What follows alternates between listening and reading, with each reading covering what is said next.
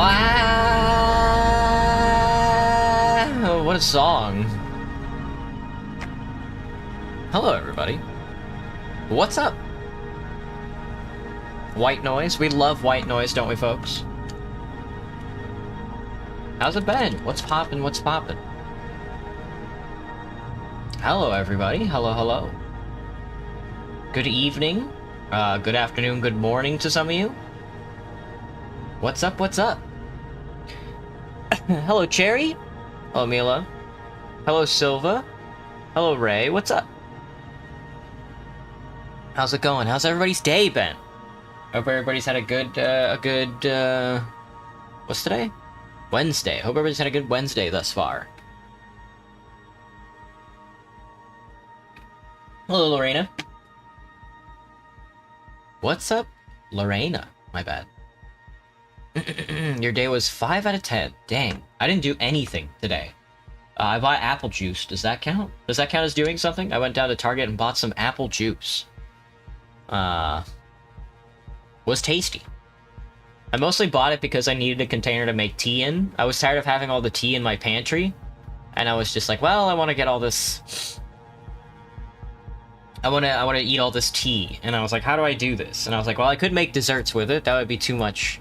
That'd be way too much effort, though. So I've decided that I'm just going to make it all in, like, big batches, put it in this apple juice jug that I make, and then drink it like cold. Cold tea might be a little more tasty for me. Alright. I downloaded the Disco Elysium track, and that's the first song on it. Pretty good, if I had to say so myself. If you didn't guess it already, we are playing Rue Valley. You probably already knew that, though, because you pay attention. And I know you pay attention. Because you're here with me. And if you weren't paying attention, I'd have to fucking kill you. But let me see. I'll get my chats back up on the screen so I can see what everybody's talking about. What's the holdup? Hey, Gibster. This prison to hold me? 600 to 700 years. Take these chains off and say that again. Do I know Cookie Run Kingdom? I know of Cookie Run Kingdom. I don't know anything about Cookie Run Kingdom. Hello, Briley. What's up? Hello, Jay. Last few streams of this game was during the morning. Tomorrow actually might have to be a morning stream. I forgot that I have to go to a meeting tomorrow.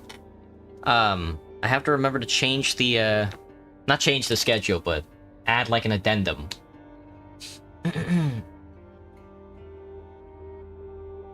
Why is the King in Yellow at my door trying to send me to Carcosa? Was the King in Yellow, like, an actual guy? Wasn't that just, like, a representation of, like, a... Of like, a personification that, that what's-his-name was making? You're not gonna believe this, I actually haven't read anything by, Lovecraft. I actually don't know what his prose are like at all. I actually don't even know if he's a good writer.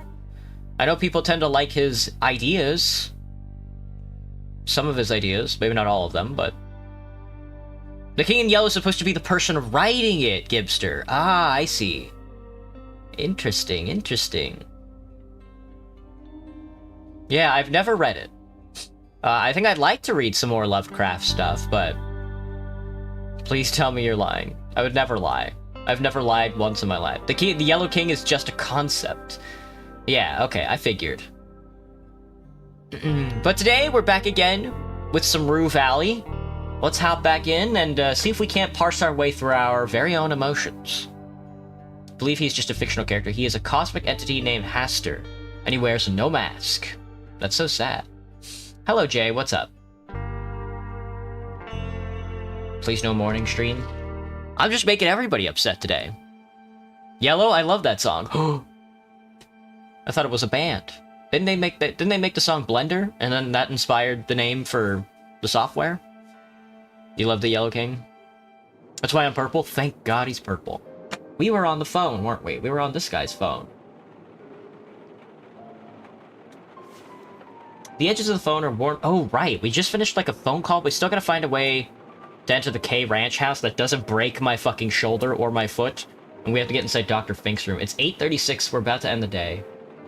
You have to wonder what kind of man would torture himself like this, forcing himself to see the love of his life every time he unlocks his phone. He must be upset. One who knew eternal love. Always a hopeless romantic. I think we already checked everything. Another search, check the most recent messages, stop checking the messages, check the email.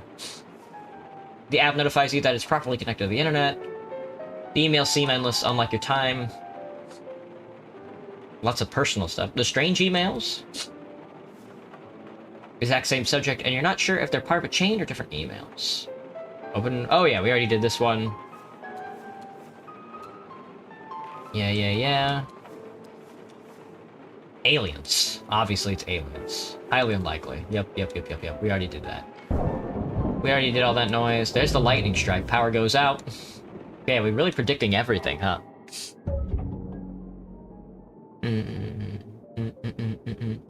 Have I ever played FNAF? I've never played Five Nights at Freddy's, no. Well, I mean, I don't know.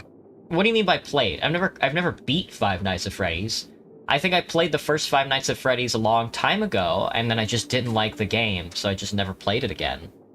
I mean, I guess then I've played it, yeah. I guess I have played Five Nights at Freddy's, and I didn't like it. Why?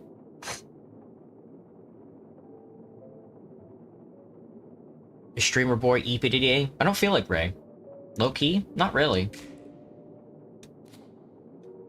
He kinda a baddie to me, but let's not acknowledge that much. Oh, excuse me. Let's see if we can't... I don't know. I don't know. We gotta find another way into the K-house. We gotta find another way into the K-hole. I also gotta read that magazine. We might be able to make time to get down to the ranch, actually. Let's see. Let's see if we can make it. 2-hour stream? Good question.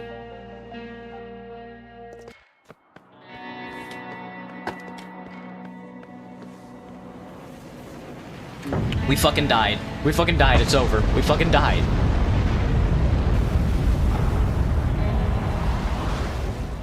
I went to my house to cook a burger. Quasol?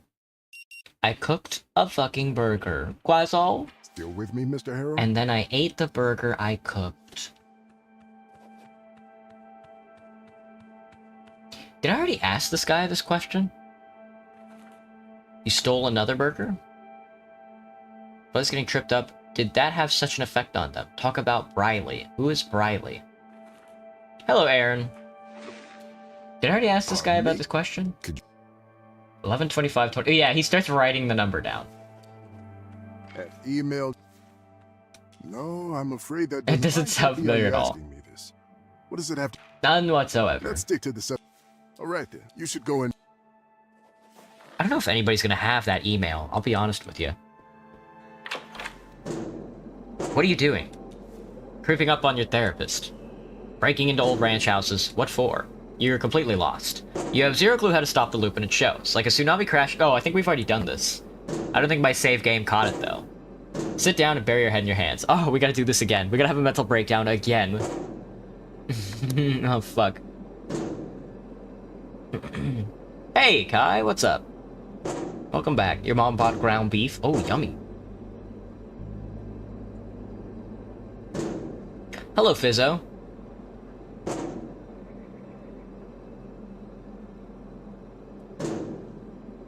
Why not the sky beef?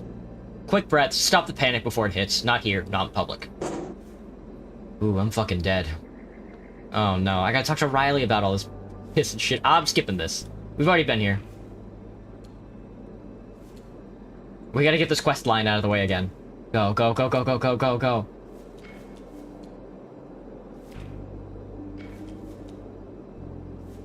Weird doesn't even begin to cover it. Glitch in the simulation.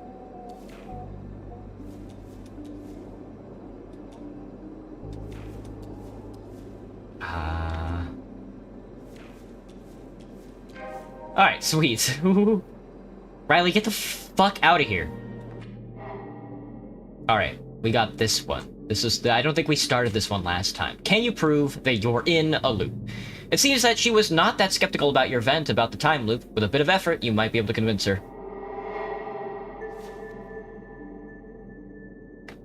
You're still hung up on that time loop confession and the way she reacted to it, aren't you? Indeed. She's the only one here who has even given any thought to your demise. Not like Robin, not like Dr. Fink, not like Maxine, and not like Percy. Not like any one of them. So the one person who actually bothered to listen to you, Riley's the only one who might believe you about the loop. If you could just find a way to prove it to her. How would I even prove something like that? Let's consider. Maybe I could show that I know things only she was supposed to know. That's gonna be real tough. You've only got 47 minutes and she's always on the move. How do you get someone to open up about clock ticking like that? Alright, Cherry, well tell your boyfriend I said hi too. What the hecker is happening? Void beef, because Mist Void would have given me another Burger King for collecting burgers. The Ava beef.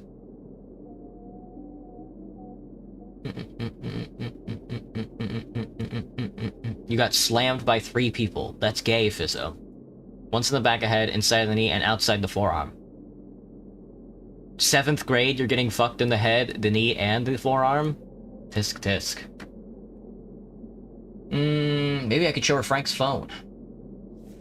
That would only make things more complicated. How are you supposed to explain things? Explain having his phone when she doesn't even know you, and you can't exactly prove you and Frank ever met. Maybe we can speak her words before they even leave her lips. Wow, creepy much? Hard to tell if she's gonna bolt or just deck you, and let's face it, she packs a punch. That's all well and good, but you'll need some kind of actual proof. Something you could show her that makes sense in this world. She did suggest you try and figure out everything happening in the loop, so why not just do that? Stinky! Is there some Undertale reference I'm missing? You got it, Kai. Hello, Gojo. Sure, I can map out what the facts are, specifically how those 47 minutes actually unfold. So do it. Track some key details, lay them out for her, minus the stalker vibe.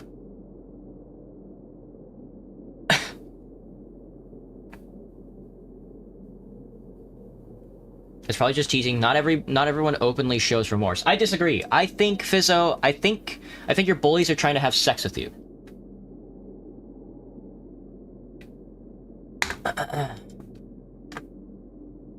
So should I deliver a speech? Should I prepare a presentation for her? That would give power. That would give PowerPoint a whole new meaning, but no. How about something more low-key, like plain old paper lined with key details and events? 4 events ought to cover it. True, but if there aren't that many, you'll have to cut it down. Okay, well, how about 3 then? 3 remarkable moments. 3 should do just fine to make a point.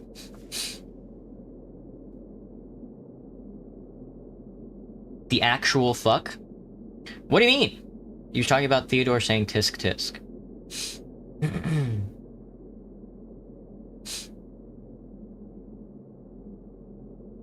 So you need 3 events from within these 40 minutes, and then write them down in chronological order. And then what? You give it to her? When? At the start of the loop? So essentially the moment you step out of the office. So you gather 3 events, write them down, hand them to Riley at the start of the loop. Sounds like a plan. Then at the end of the loop we meet, we go through the list together, and poof, prove the proof. Now, which moments would qualify as important or telling? Well, when water from the vending machine splashed her. Yeah, that one's impossible to ignore. Alright, that one's ticked off. 2 more to go. When she stepped into a puddle at the graveyard. Nothing screams fun like reliving that gem. That's 2 down, you just need 1 more. I have to find out what's missing. No other way around. Good luck with that. I think I know how to get the last one. I think I have to go to the gas station and wait at the chair on the side of the gas station, which is not going to be too hard. But she already left, so. Dog, no bully is tsundere to literally rough you up that much. I'm a sub, though.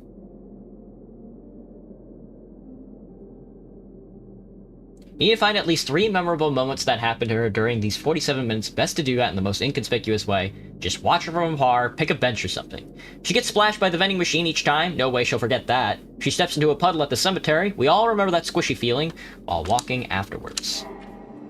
Alright. So she already left, so I've already lost, I think, the second chance. I'm gonna find a better way into the K Ranch first and foremost. Off to the K Ranch, lads. Off to the ranch. You said that. Why did you say that?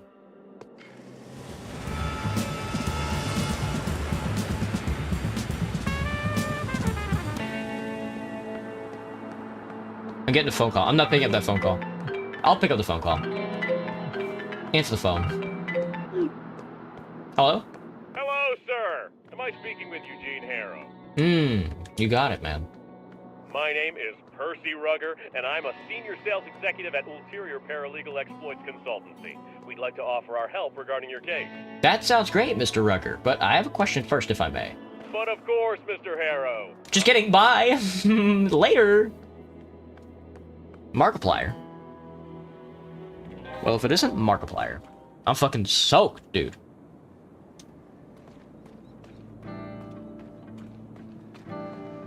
I checked the phone again. Alright, I gotta get in there and talk to this guy. I still haven't talked to this guy at all. I don't think there's anything to do on the outside here. Yeah.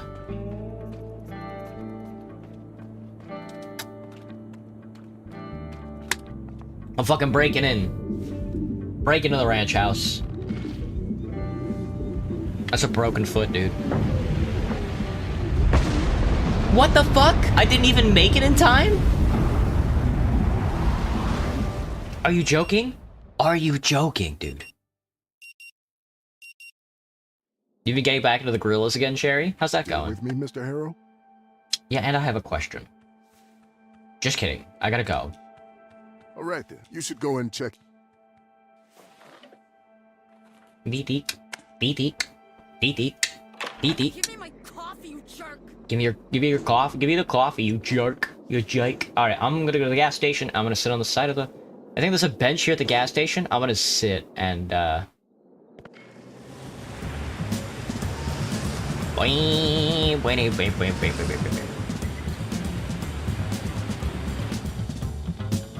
think there's a bench on the side of this gas station. We'll see what happens when she gets off her motorbike. I think this chair right here is where I want to be. I'm to sit. Can you prove that that you're in the time? Wait and see what happens. It's calm here. Unnaturally calm. You're so used to yelling, banging, arguing over the phone that you half expected some sort of drama to unfold wherever you go. But not here. Well, let's see if some drama will emerge.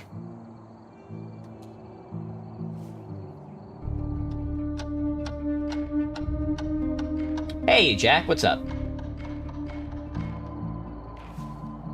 Theodore, what grade are you in? I'm 27 and I have a day job. In the distance, you hear a motorcycle engine.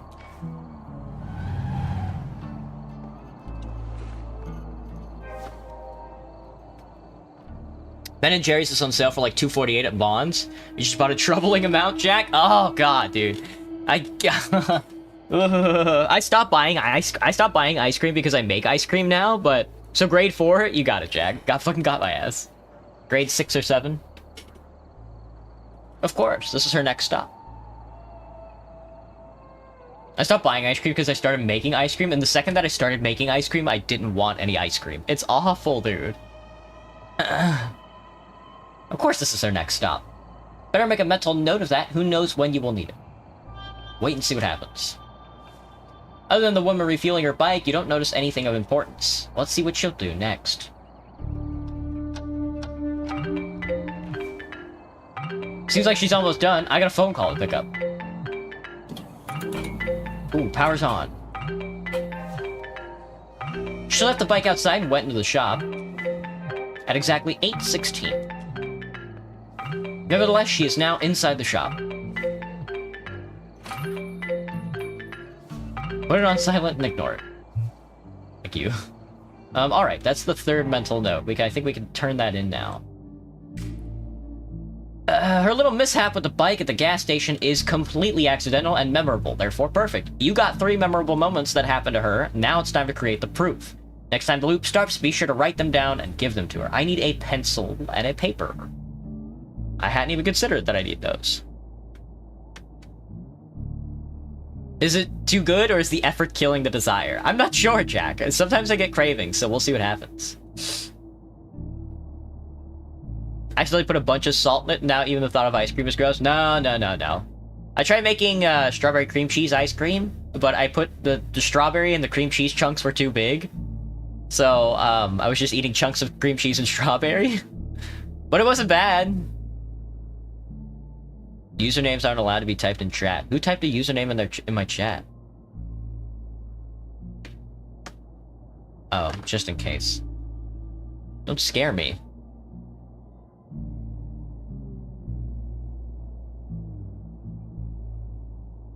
You got 3 memorable. Oh yeah, I gotta type that. At 8:14 p.m., she arrives at the gas station to refuel the bike. She enters the gas station shop at 8:16. Done. How do you write that down as proof, though? Doesn't she? She could just not do it, though. Oh.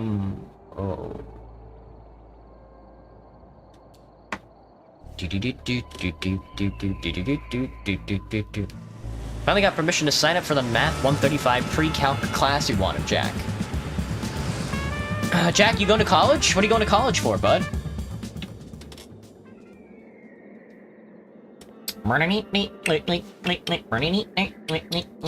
Time for a ride again? You bet.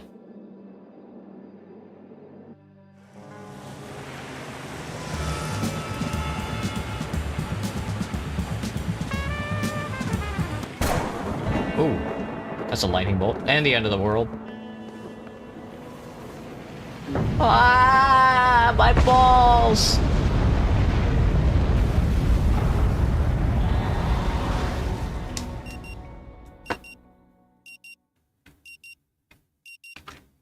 Community college just to get your academics in better shape? Gotcha, With Jack. me, Mr. Harrow? Gotcha, Jack. I get you. Yeah, I think, I don't know, depending on what situation, like financial situation, and like maybe even depending on how taxes shape up this year, I'd like to start actually going to college, one of these days. I'd like to go get like an associate's or like a bachelor's in communication. I want to get one in like public relations. 25 with a 2.0 GPA and no college history, Jack. That's rough. That's rough. I don't know what my GPA was when I left high school, but yeah, I also have no college history. This shit's just too expensive, man. Do I watch JJK? No. Unless you're talking to Gibster. Oh, you're talking to Gibster? Gibster. Not a moron. Hello, Kenny. That's an unusual request. May I ask what you need it for? I just remembered something important, and I don't want to lose it. Understood. Here you go. Time to map out Riley's evening event by event. The vending machine splashes her before she leaves. That's the first one. Note the time, too. Writing these things down is wise. People overestimate how much detail they'll remember. Not. That goes hand in hand with our tendency to fill the gaps in memory with invented details and false events. Right. Shift focus from him to the second event on tonight's list. Gas nozzle sprays her at the gas station. Correct. The machines really are out to get her tonight. It's as if she's starring in a B-grade horror flick. Just to remind you, if any questions arise, jot them down or ask when you finish. We can revisit them tomorrow. Do you wear wigs? When will you wear vigs? For example, how's Tyler? Has he gotten worse or not? I haven't seen Tyler in a couple of days. Well, today's my weekend, so I won't see him for a couple of days.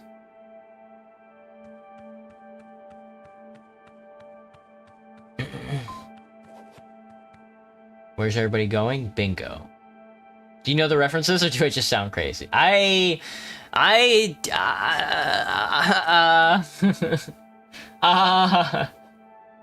have not watched nearly as much like TV and anime, cartoons, and consumed as much media as like everybody else on the planet has sometimes. Not several times. One event left. Riley steps into a puddle at the graveyard entrance. A fitting finale to 47 minutes soaked in bad coffee, gasoline, and rain. Of course. If all is clear, we might as well RE4. wrap it up here and continue our talk tomorrow.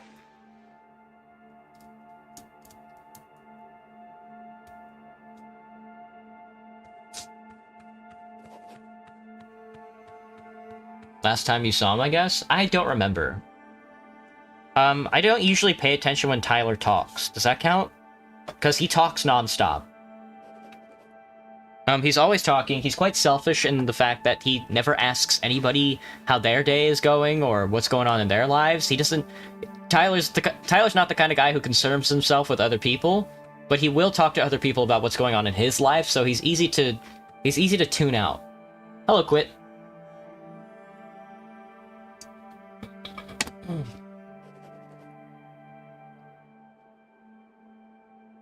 Wrap it up here? Absolutely. Leave the room. See you tomorrow, then. Riley, yo girl. Outside the scene is all too familiar. Time to start tonight's show, and with luck, change Riley's world. Or at least for one loop. Try to butt in. I know you haven't had coffee all day, but punching that machine won't help. Hitting it won't help you. Need the right button combo. Get that long overdue coffee. Let's do the combo first. That'll make her trust me. You literally played it? I don't know. I was watching the Horse Girls the whole time. It's an interview from after the Lord of the Rings movies came out. The guy that plays Frodo got pranked by his fellow cast members in disguise, asking him incessantly about wigs in a German voice. That's funny. Are you the only person looking at the live? You gotta quit. You're the only person here.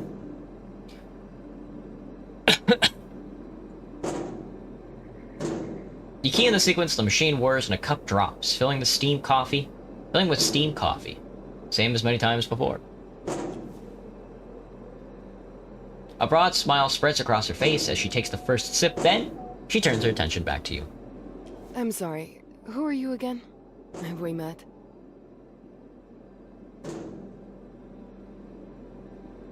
Yes and no. It's complicated. Stop with the unnecessary introductions and focus on the meat of the story. We're stuck in a time loop. Me, you, everyone. We've talked about it before, but you never remember. Her gaze feels like a scanner searching for a punchline or a pickup line. You forget because everything resets everyone except me. You once brainstormed what might be causing it. You forget because everything resets everyone except me. Well, that would explain a few of the things you're saying. But a time loop? Really? You once brainstormed what might be causing it. Sounds like me. Always looking for answers. Even crazy ones. Especially crazy ones. Slungus. Hey, Graham. Slungus. Turn my stream back 2 seconds so that guy can be the only one watching live. Oh, very good, Jack. Very good. Everybody else is watching. Everybody's watching Backtrack. You asked me for proof? Voila, here it is. Hand her the folded up note. She hesitates, half intrigued, half baffled, but finally embracing the offer. Open it exactly 40 minutes from now, read it, and it will all make sense. All right. 40 minutes on the dot. Wait, how will I reach you once I read it? Don't worry, I'll find you. Okay. Talk to you in 40 minutes. Your part is done, all that's left is to wait for her at the graveyard. Are they gonna teleport? They teleported me to the graveyard. That's interesting. Do I eat cats? Yeah.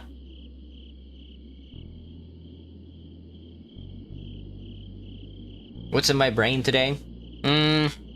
Oh, tonight I'm making chicken Alfredo. That'll be tasty. Let me think. What else am I doing? The chicken Alfredo is the thing that's in my brain.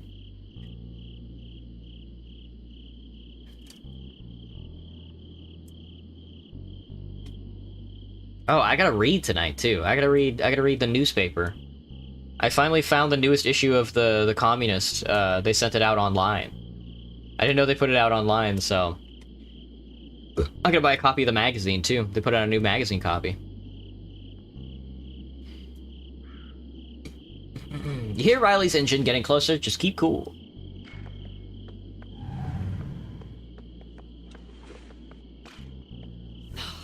For fuck's sake, is there any part of me that won't get soaked today?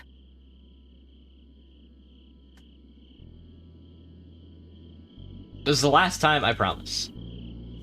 She turns toward you, surprised at first, then narrowing her eyes as suspicion creeps in. You again? What, have you been following me around or something? No, I'm just here to remind you about the paper I gave you. Oh, that. I totally forgot. Hold on, it's here somewhere. Animal shelters have cheaper meats than in a store? Is that true, Graham? I didn't know you could go to animal shelters and buy meats. Maybe I should try it. Hello, Jacqueline. What's up?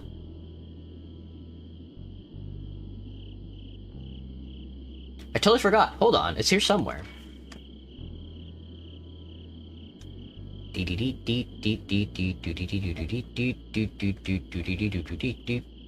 She starts patting down her pockets, eyes never leaving you. Understandable. It's nighttime, and you're both standing at the entrance to a graveyard. That's true. That's true.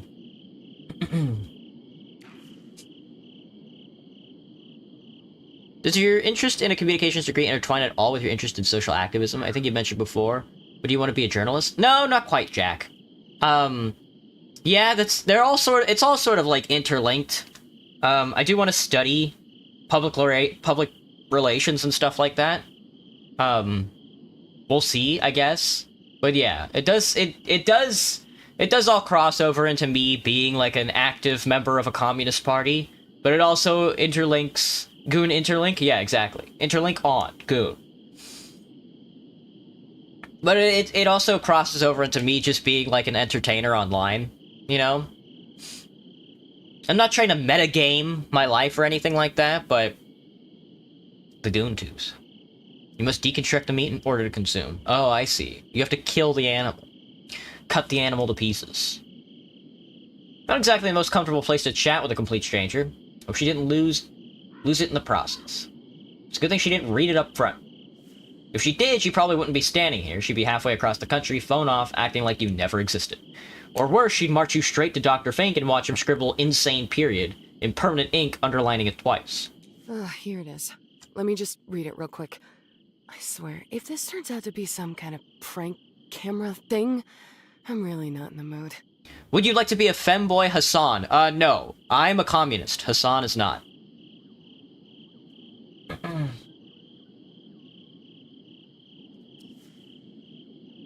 She starts reading. At first casually, almost dismissively, but slowly, it pulls her in. Enough to make her forget to keep an eye on you. Finally, you step into a puddle as you get off your bike at the graveyard. Time 2043. 2043? Uh-huh. Ah, the fellow whom shocked his dog. Oh yeah, I mean, well, okay, since you put it like that, Graham, maybe I do want to be the femboy Hassan. I would shock dogs live on stream. That's either a string of lucky guesses, or you're seriously onto something here. With your own vision and thoughts, just like doing a similar kind of thing work-wise? Well, I want to do this, I mean, I don't really want this channel to become a whole thing where I just watch and read politics all day. I'm just a VTuber who happens to be a communist. Not really a, I don't know. Not a communist who happens to be a VTuber. That's just what I do in real life. In real life, I'm a communist who happens to be a VTuber. But when I'm a VTuber, I'm just a VTuber who happens to be a communist. They kind of inverses. You shall think of that as a joke. Graham, I'm gonna kill your pet.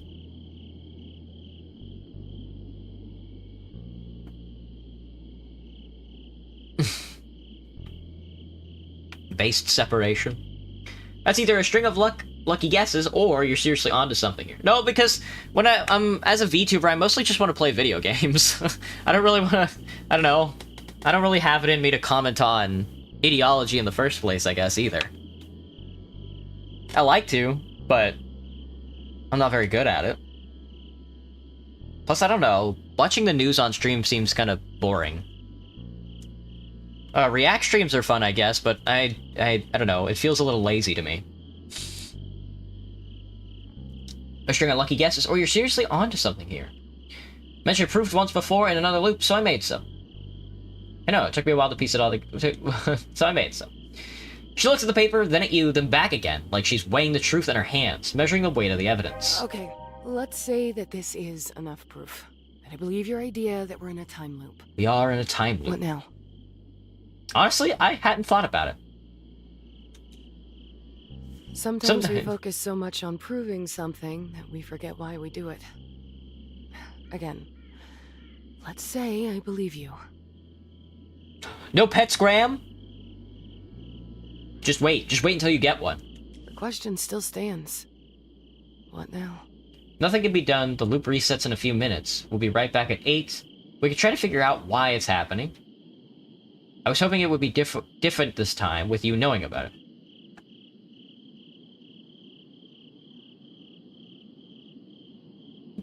I was hoping it would be different this time with you knowing about it.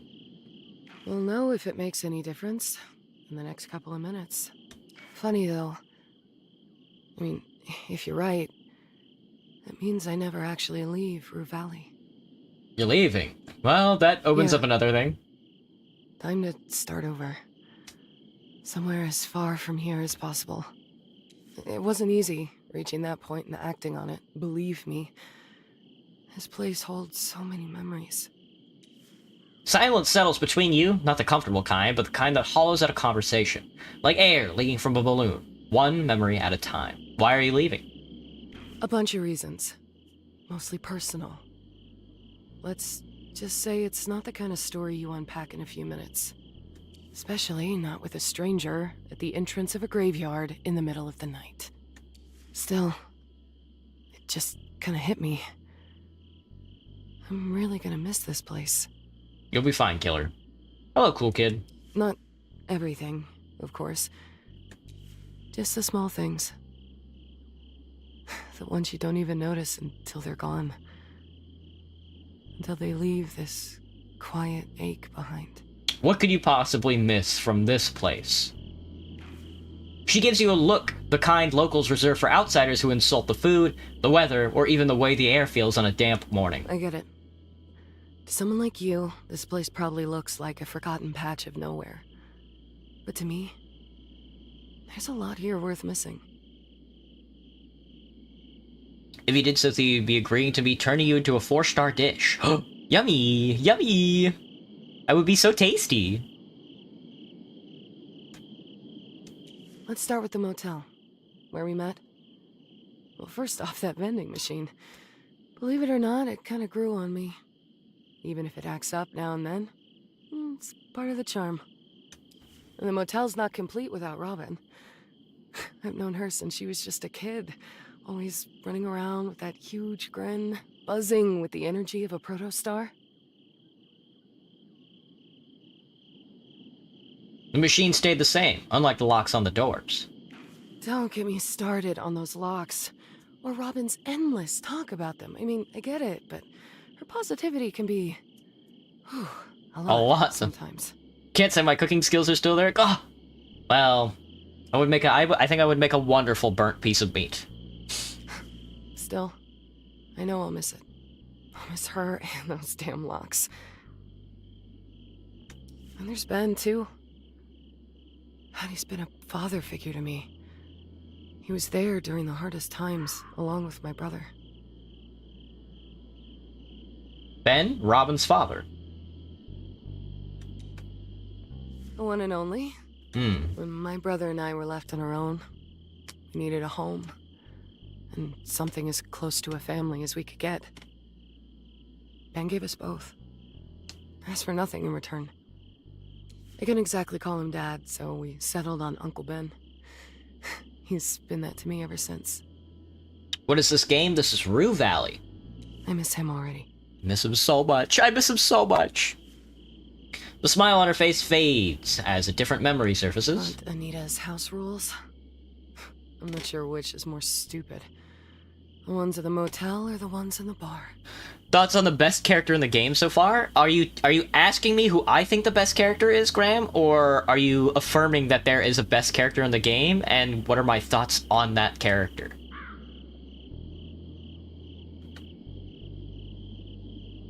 The best character in the game so far. What's my guess? I guess linguistically you're asking me my thoughts on not who the best character in the game is, but rather who you think the best character in the game is. And I don't think I can answer that. Because I don't know who you think the best character is. Goes hand in hand with her strutting around in outfits like she's presiding over some grand court. Reminding the rest of us mortals not to bother her. Although, I think my favorite character in the game so far probably is Harrow. Probably is Eugene Harrow. There's a lot of characters in this game, but they all feel like dead ends. They all feel like set pieces. They don't feel... Maybe they... I don't know. I don't know. They do feel... They obviously do feel like real people, of course, but... I don't know. You feel like Harrow, I guess. Especially... I think that's because we are in a time loop that everybody does feel like set pieces except Harrow. You know? Because, like, I mean, you get to see in the depth of Eugene's mind, so it's... You get even more depth of flavor. But for the other characters, you know, they're on a loop. Except, I guess, Riley here, since, she's opening up... And Ben! I mean, eventually we'll find Ben, so... Or not Ben, what's his name? I think it's Ben. You have no favorite characters, just need to mess with me? Oh, you got my ass. Hello, Hope. What's up? Like, just exist to serve the plot? No, they definitely feel like characters. I wouldn't say that. But because of the time loop, it makes it feel like they're set pieces. Which I guess is part of the traction of the game. I wish they would play more into it.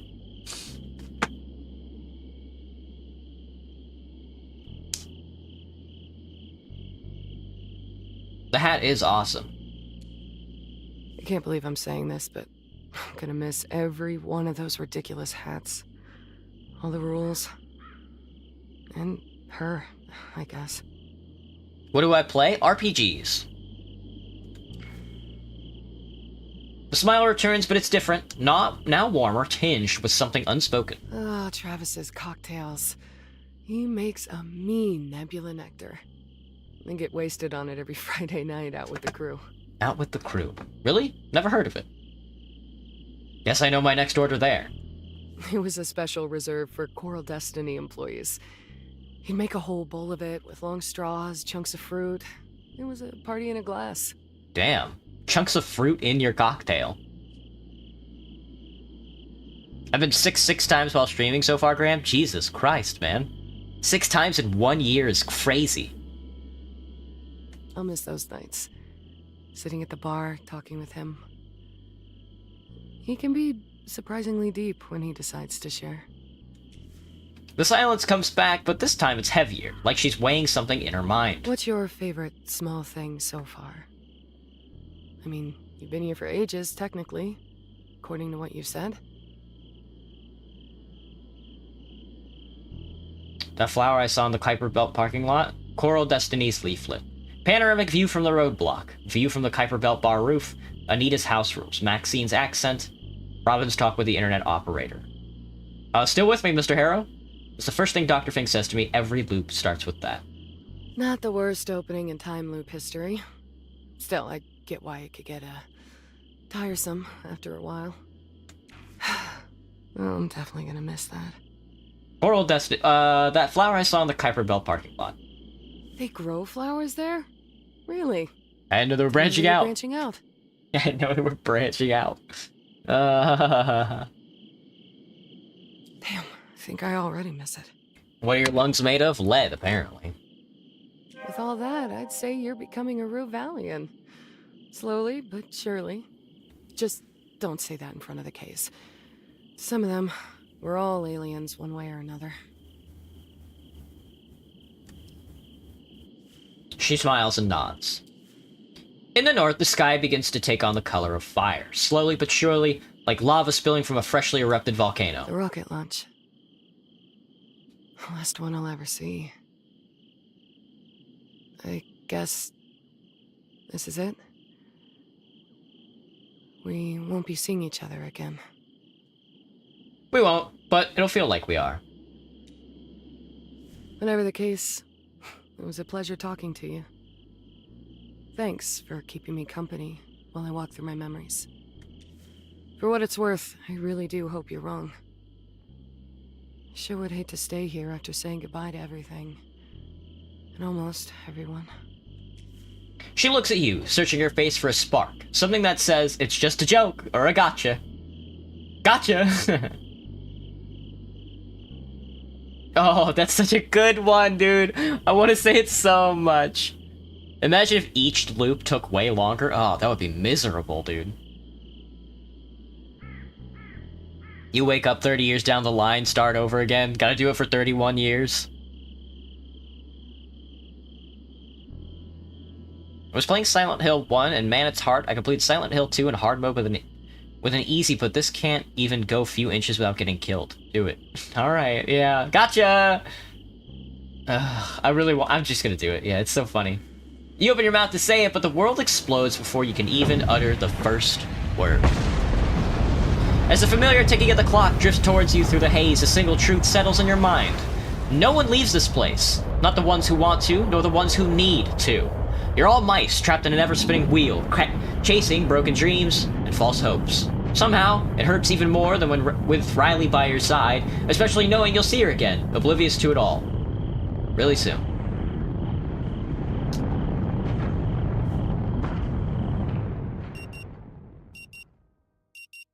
It's the end of the fucking world, dude.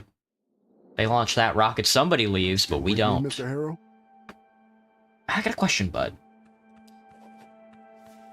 Just kidding. We'll leave it to next session. All right then. That's it for today. This might be as long as Disco Elysium walkthrough. We've been playing it for almost a little over a month, right? A little over a couple months now. We're not. I promise we're not going to shoot ourselves this time. Well, that's a dead end. You managed to get one person to sort of believe you. It doesn't matter in the long run, but it does feel good. This place keeps even the ones determined to leave. This place even keeps the people that are not in a time loop. Spit it out already. Hi, Riley. Bye, Riley. Alright, we gotta get inside Dr. Fink's office. I still don't know when I should do it, or what point I should do it. Find a faster way to enter the K Ranch house. We got two things we gotta do. Can I just wait for a while? I still gotta get into Doc Fink's office. Come on, you thief.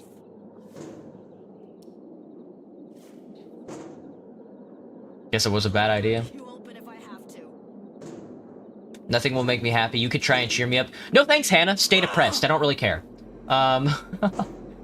When am I trying Deltarune? I think if I don't know.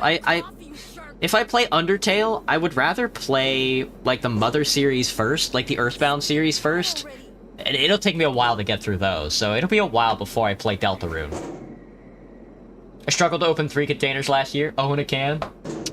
Grab the door handle, use the power outage to open the door. Slick idea, just a bit early for that. Come back when the lightning strikes close. Fuck. Come on, you thief.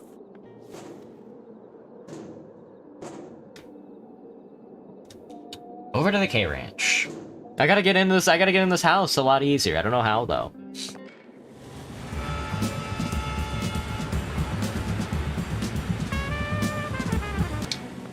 Oh, I'm getting a phone call. Not the phone call. Later phone call. You don't understand what I'm going through? I just lost my dad. He died in a war. He was a Navy SEAL. Good, I guess?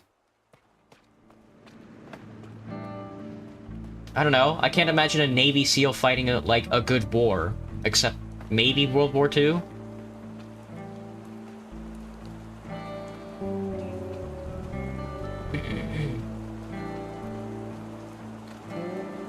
Kick open the door.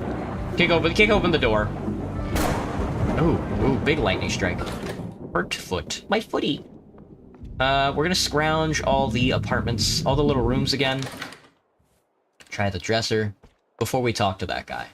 Find a faster way to enter the... Oh! Browse the documents from 1948. There are hundreds of bleached or yellowed papers set in folders for each month of the year. Reading them all would be a colossal undertaking that would melt your brain and have you admit it. Must they tell everybody here? Exactly, Cherry, exactly! So many people come in here and think that, like... I mean, don't get me wrong, I love it when you guys share stuff with me, but, like... What gives you, like, the right mind that, like, I would care? I mean, I do, in a way, but I mean, come on, a Navy SEAL? Like, I'm a communist. I'm gonna fucking clap my hands and, like, cheer. Like, thank God he's fucking dead. The world is probably a better place off without him, man. I'm sorry. I don't know. Beefing with a 6-year-old? You came in here, brother. I don't give a fuck. You could be 6 months old. I don't give a shit. Find therapy you can chill with him. I'm a VTuber. I'm on YouTube. I'm streaming video games to an audience of, like, 6-year-olds, man. I have no shame. You ate some sandwiches and you had some sandwiches in the shower. There we go. Now we're talking. Reading them all would be a colossal undertaking that would melt your brain and have you admitted. Oh, wait. You're already admitted. Kinda. A lot of folks are lucky to not have died because of a bar of soap, Graham. Very good. At least they know what happened to their dad. Exactly, Jerry. You should be thankful. At least you knew him. You were so nice before. Why are you beefing with me? Oh. I was your fan. You're hurting me emotionally. Hannah, please. One of us is gonna have to grow up. And I'm already old. I'll just use my skim read foo to quickly identify which documents are worth really looking into. Good idea. No one can read or write as quickly and superficially as a content writer. January is filled with accounts, bills, financial reports, and other bookkeeping stuff you have no name for. Nothing of interest next month. February is the same, but among the accounting documents is a letter from the head of Walters Elementary School. I was nice? What was it? You were so nice before? When? You're not 6. Oh, sorry, Vina. Dear God. He's going off right now on this 6-year-old. Also, this is not... Also, this chat... I don't get it. I specifically set YouTube to say that... Like, you know before you come in here that this chat is not for people under the age of 18. What do you mean? And I know that for a fact because I told YouTube that this chat is not for people under the age of 18. So one of us is lying. Either I actually do care, or you care about your dead dad, but you're 6. You have stuff happening in your life, but you're not mentioning it in chat. I will make fun of you for it, Cherry, because you are older than me. I'll make fun of you if you're younger than me, but I'll definitely make fun of you if you're older than me. But I also do it for you, Cherry, because I know you can take it, because, again, you've already lost like 3 fingers, brother. Of course you can take it. What did I do to make you mad? What did you do? You told me your dad was a Navy SEAL and that you were sad that he died. That instantly triggered me, Hannah. Sorry. February's the same, but among the accounting documents... I mean, it is sad to lose, like, your dad, right? I mean, that's sad. I mean, I get that. Like, okay, like, yeah, like, you're like 6. You know, you don't know anything about that stuff. Boo-hoo. I get that. You know, I mean, when my parents die, I'll probably be sad too, even though my dad was also a racist soldier and my mom ran to God. I'll also be sad because I had to live with those people for a while. But I don't know, people die. You know, and soldiers are bastards. All soldiers are bastards. How sad can I be for a guy who probably did war crimes? Let alone somebody who's sad for him. You didn't mean to, I'm sorry, will you forgive me? What the fuck, Hannah? Are you upset that... What are you talking about? Are you upset that your dad died? Or are you upset that the guy on the other side of the screen is like angry at that notion? But you hate Navy SEALs, or am I just misunderstanding? Well, I don't like Navy SEAls. You're correct about that, Vina. That's also a part of why I'm mad. Another big angle of this whole situation, that is like way bigger than it's supposed to be as well now. That I've made it way bigger than it's supposed to be, because like I'm playing a video game. And you seem to come in here and think that I would care. That's also another angle. You've misplaced some of your fingers, Cherry. Still crazy to me, man. Still crazy to me. You didn't get to say goodbye? Honestly, Hannah, you should have been the one to kill him. All things considered. February is the same, but among the accounting documents is a letter from the head of Walters Elementary School. No, I gotta read it. I can't skim it. It's a personal letter written on an official school stationery, and the school principal was writing as a friend of the family. Turns out Walter had beaten another boy blue just because he insulted Walter's grandfather. The principal promises he'll make sure the case is not investigated further, but urges Philip to control Walter's wild side. So much for Cody's model citizen. Carry on browsing. Flipping through the folders and papers under March, you find mostly contracts about selling cattle and other bureaucracy. However, your trained eye catches a mention of Walter in what looks like a financial report. Better safe than sorry. It's a complex financial report with charts and graphs and accounting tables, and you can't grasp it all. However, there is a conclusion below, and it's written in plain language for a change. In short, K Cattle Company is doing business at a loss, a severe loss, and below the conclusion in tight handwriting, Will, Walter, and I inherit only dust from the old man. This stream is mostly just pure silliness. I'm gonna make fun of your dead dad, Graham. Graham, when your dad dies, I'm gonna make fun of him. I don't know. That's part of growing up. People die, man. Make fun of them. You ain't gonna live forever. You hate me? Ah, grow up, bro.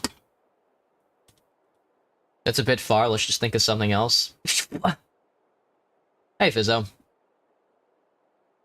It's not insane. It just lost fingers, nothing else to it. No, Cherry, you lost... Not only did you lose fingers, you lost fingers on the job, dude. That's like... Kill your boss, man. And below the conclusion, in tight handwriting, Will, Walter, and I inherit only dust from the old man. Nothing about the disappearances, though. Read on. As you open the April folder, another cloud of dust spews forth. Also, again, like, yeah, you could say... I mean... You're not the first person to say you've ever hated me. Like, come on. And that's the first point. The second point, again, this is not a child-friendly stream. I don't know how to get this across to YouTube, man. Like, I'm not Cookie Swirl, no matter how much I wish I was. I'm not Cookie Swirl. She's cool. I'm just like a loser on the internet. Any thoughts on breadsticks? Oh, yummy. Oh, I should make some breadsticks tonight, Graham. Oh, I'm having chicken Alfredo. Oh, shit. As you open the April folder, another cloud of dust spews forth. Jesus. Document by document, but nothing of interest. Next folder is for May. Philip has archived a copy of a letter he had sent to his father that mentions Walter. Wait a second. Why would he archive and save a copy of a letter he sent to his own father? Well, he seems to have been a very organized man. I don't buy it. There's something more. We're reading everything. We're gonna die in like 2 minutes. That mood switch was funny, Cherry. I don't know. I mean, if you tell me that your evil bastard, like Devil Hitler father, died and you're sad about it, what am I supposed to do, dude? I got rage baited. You came in here and you're sad about Charlie Kirk getting fucking shot in the neck. I don't know. It's funny, dude. It's funny, man. I'll ask my mom because she sacrificed her life. I'm an orphan at an orphanage, Hannah. Well, tell your fucking orphanage to fucking tell you to read a book or something. Also, I'm sorry to hear that. That sucks. Anyway, not gonna feel sad about it. I don't know. Father, I have done extensive calculations and our company is done. There's no other conclusion. Please accept and sign the enclosed offer from General Meats to become partners before it's too late. If you don't want to do it for your empire, do it for little Walter, your own blood, our son, Philip. The tone of the letter suggests some bad blood between these two. Carry on. But wait! Look at the time. The loop is about to end. Find a fast way. I guess I'll have to be back here in the next loop. Ah! Seems like the only way. Ah, fuck. It's over. We're gonna keep flipping through that document. I'm gonna keep looking at the little anecdotes. How's the weather, Gibster? I don't know. Well, I went out. It was hot today. 52 out. God, that's hot. Someone said you're just like your father, but you don't do drugs. Still with me, Mr. Harrow? Yeah, I would say I'm kind of like my dad, except I'm also not like evil devil Hitler. Like, I make fun of people for having like an evil devil Hitler parents, but I don't know. I might be mean, but at least I'm not killing people in the middle of nowhere. You know, at least I'm not fucking surfing like oil companies going overseas and shooting people in the head. How sad am I supposed to feel about that? I got a question, Doc. I got a question, Dr. Harrow. Never mind, I can wait till next session. All right, then. You should go in. Pew pew. Exactly, Gibster. Pew pew. I have to deal with the heat? Death. Death and destruction, man. Death. Nothing but death and destruction. The loop ended before you found anything useful in Philip's archive. You should go back and search. Okay. You got me. Guilty. I'll break you open if I have to. Let's go to the K Ranch once more. Hope you lose your YouTube channel, Hannah. And a salute to you as well.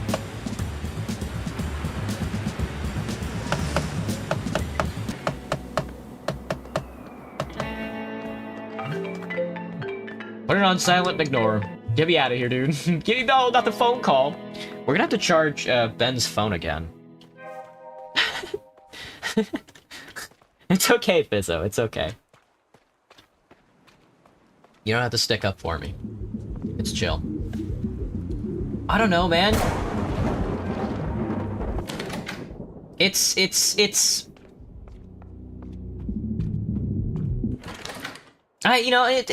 not like I want to, like, pick a fight with a 6-year-old. I think it's funny. I don't know, bullying kids is funny, 1. 2, I don't know.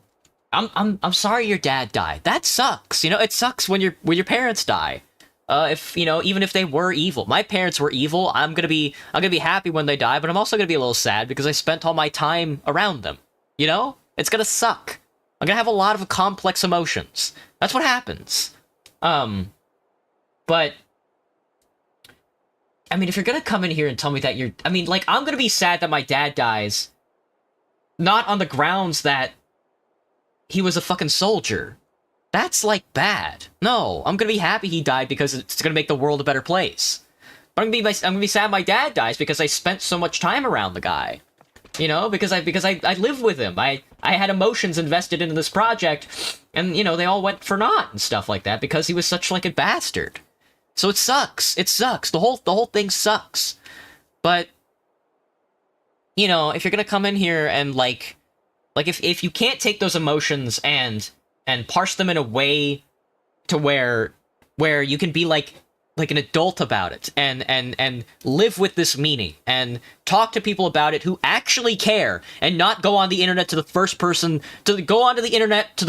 you think of and try and share your emotions with them. Like, I've never said I was a good guy, and I never said this. I mean, if you guys want to tell me that your parents, Graham or Cherry, if you tell me that your parents die, I'm gonna be like, yeah, man, that sucks. Now, if you tell me, and I'll reconnoiter with you, of course. Like, I'll be right there with you if you feel sad about it. But if you tell me that your parents were were serving overseas, shooting innocent people in the heads for oil money, what am I gonna say but fuck you? You know, fuck you for feeling sad. I don't know. I mean, you're coming in here like being like, well, my dad was a Navy SEAL. You're making that a point of pride. Like you were happy he was. Like you're thankful that he was. No. That's not gonna happen. Anyway, I'm gonna browse through these documents again. I'm crashing out? I don't know. I thought it was obvious. You mean Killbind? Yeah, if your evil Hitler devil father like Killbinds. If I die, I want to laugh at myself. Very good, Gipster. Very good. I'm not saying that you can't take life seriously. You know, I'm not saying that like this isn't like a serious affair, or you as like a 6-year-old are having a hard time processing your emotions, and then like coming in here, sharing that information, and then me attacking you over it. You know, me bullying you over it. I'm not saying you aren't justified in hating me, but you know, I got a life to live too. You know, if we want to like go out there and think about other people and make a better society, you can't be a soldier. You can't be a soldier serving in the military. I'm sorry. Your emotions are important, don't get me wrong, but your dad was Hitler. I don't know. Life is so unserious. Yeah, Gibster. Almost as hard as the rat cult crash out. Oh god, don't get me started.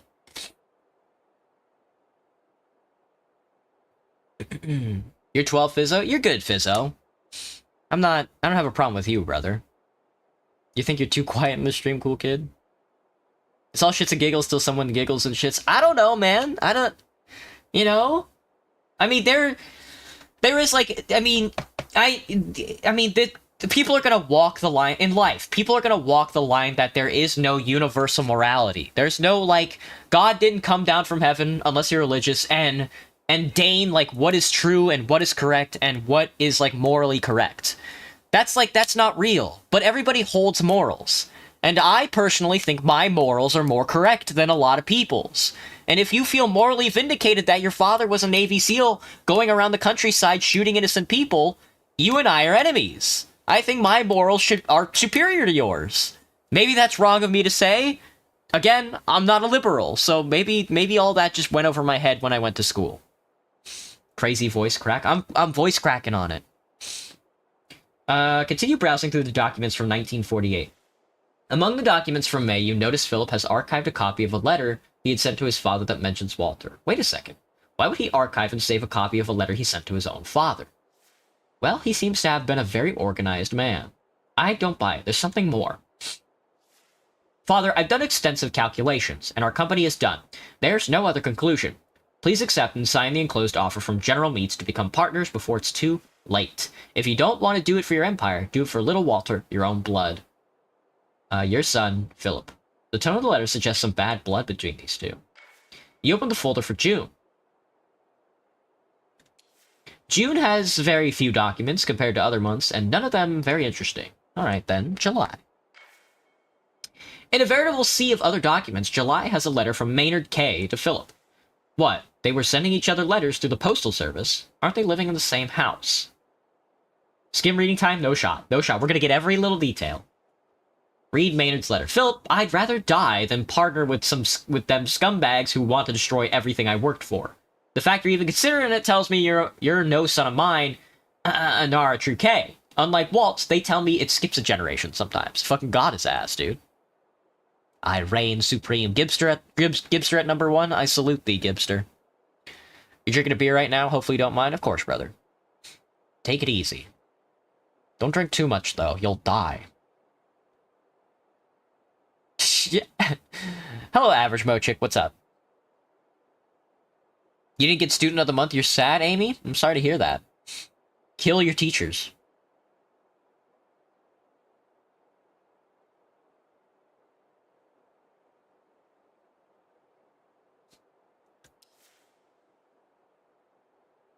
This is the closest we'll get to Theo reading at the end of the streams again. Maybe I'll start reading some more. Maybe I'll start reading some more fucking some books by like Marx or something to really hammer it home what exactly I've been trying to say.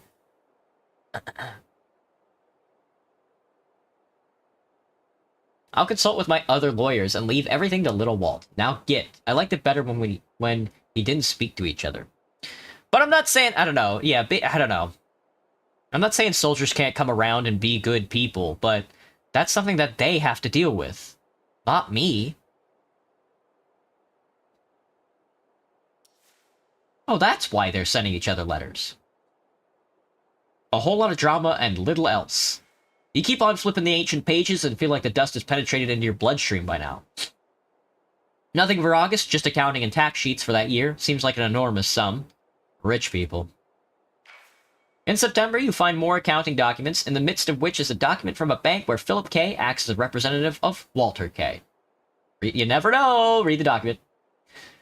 Turns out Philip opened a trust fund in Walter's name and invested a considerable amount of money in it. That money will spin and multiply over the years until Walter claims it. But there's not a single letter about vanishing. Nothing vanishes as quickly as money. Keep on browsing. You're out of time again, so I have to come here again. Come on, you put a lot of effort into this, you can do it.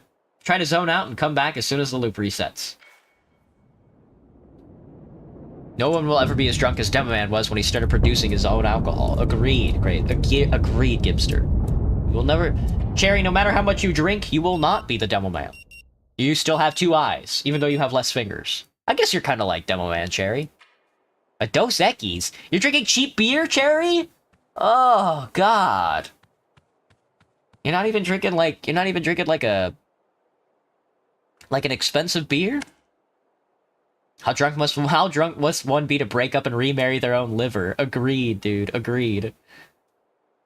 Hey, Jacob. Your dad got kicked out of the army? Hell yeah, Fizzo. Was he racist or something? That might be even worse. How do you get kicked out of the army? That's funny though.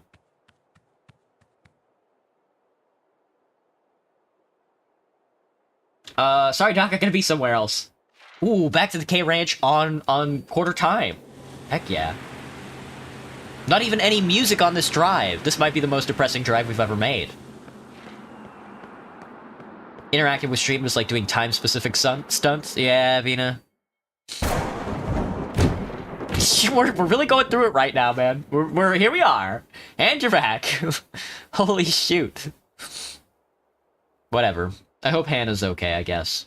Despite my my devilish intentions towards a 6-year-old to want to hate somebody so obtusely, I hope they, I'm willing to give people second chances. I hope they're cool. I hope they're okay. I hope they stop caring about their dead father, though. Find a faster way to enter the K-House Ranch. Continue browsing through the documents from 48. In September, you find more accounting documents, in the midst of which is a document from the bank where Philip K. acts as a representative of Walter K. You never know. Keep reading. That's the amount of money. Claims it. Nothing vanishes as quickly as money. Keep browsing. Folder full of dust and disappointment. Novembers. I died from reading that. I died from reading one? How big is this archive? Do I really have to do this again?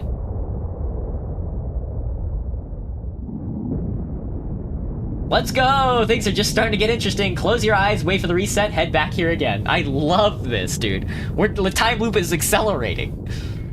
You've tried Moonshine Cherry? Isn't that shit, like, really strong? Isn't that shit, like, 50-50 alcohol? Oh shit, a sun pie over a moon pie? Probably banana flavored, right?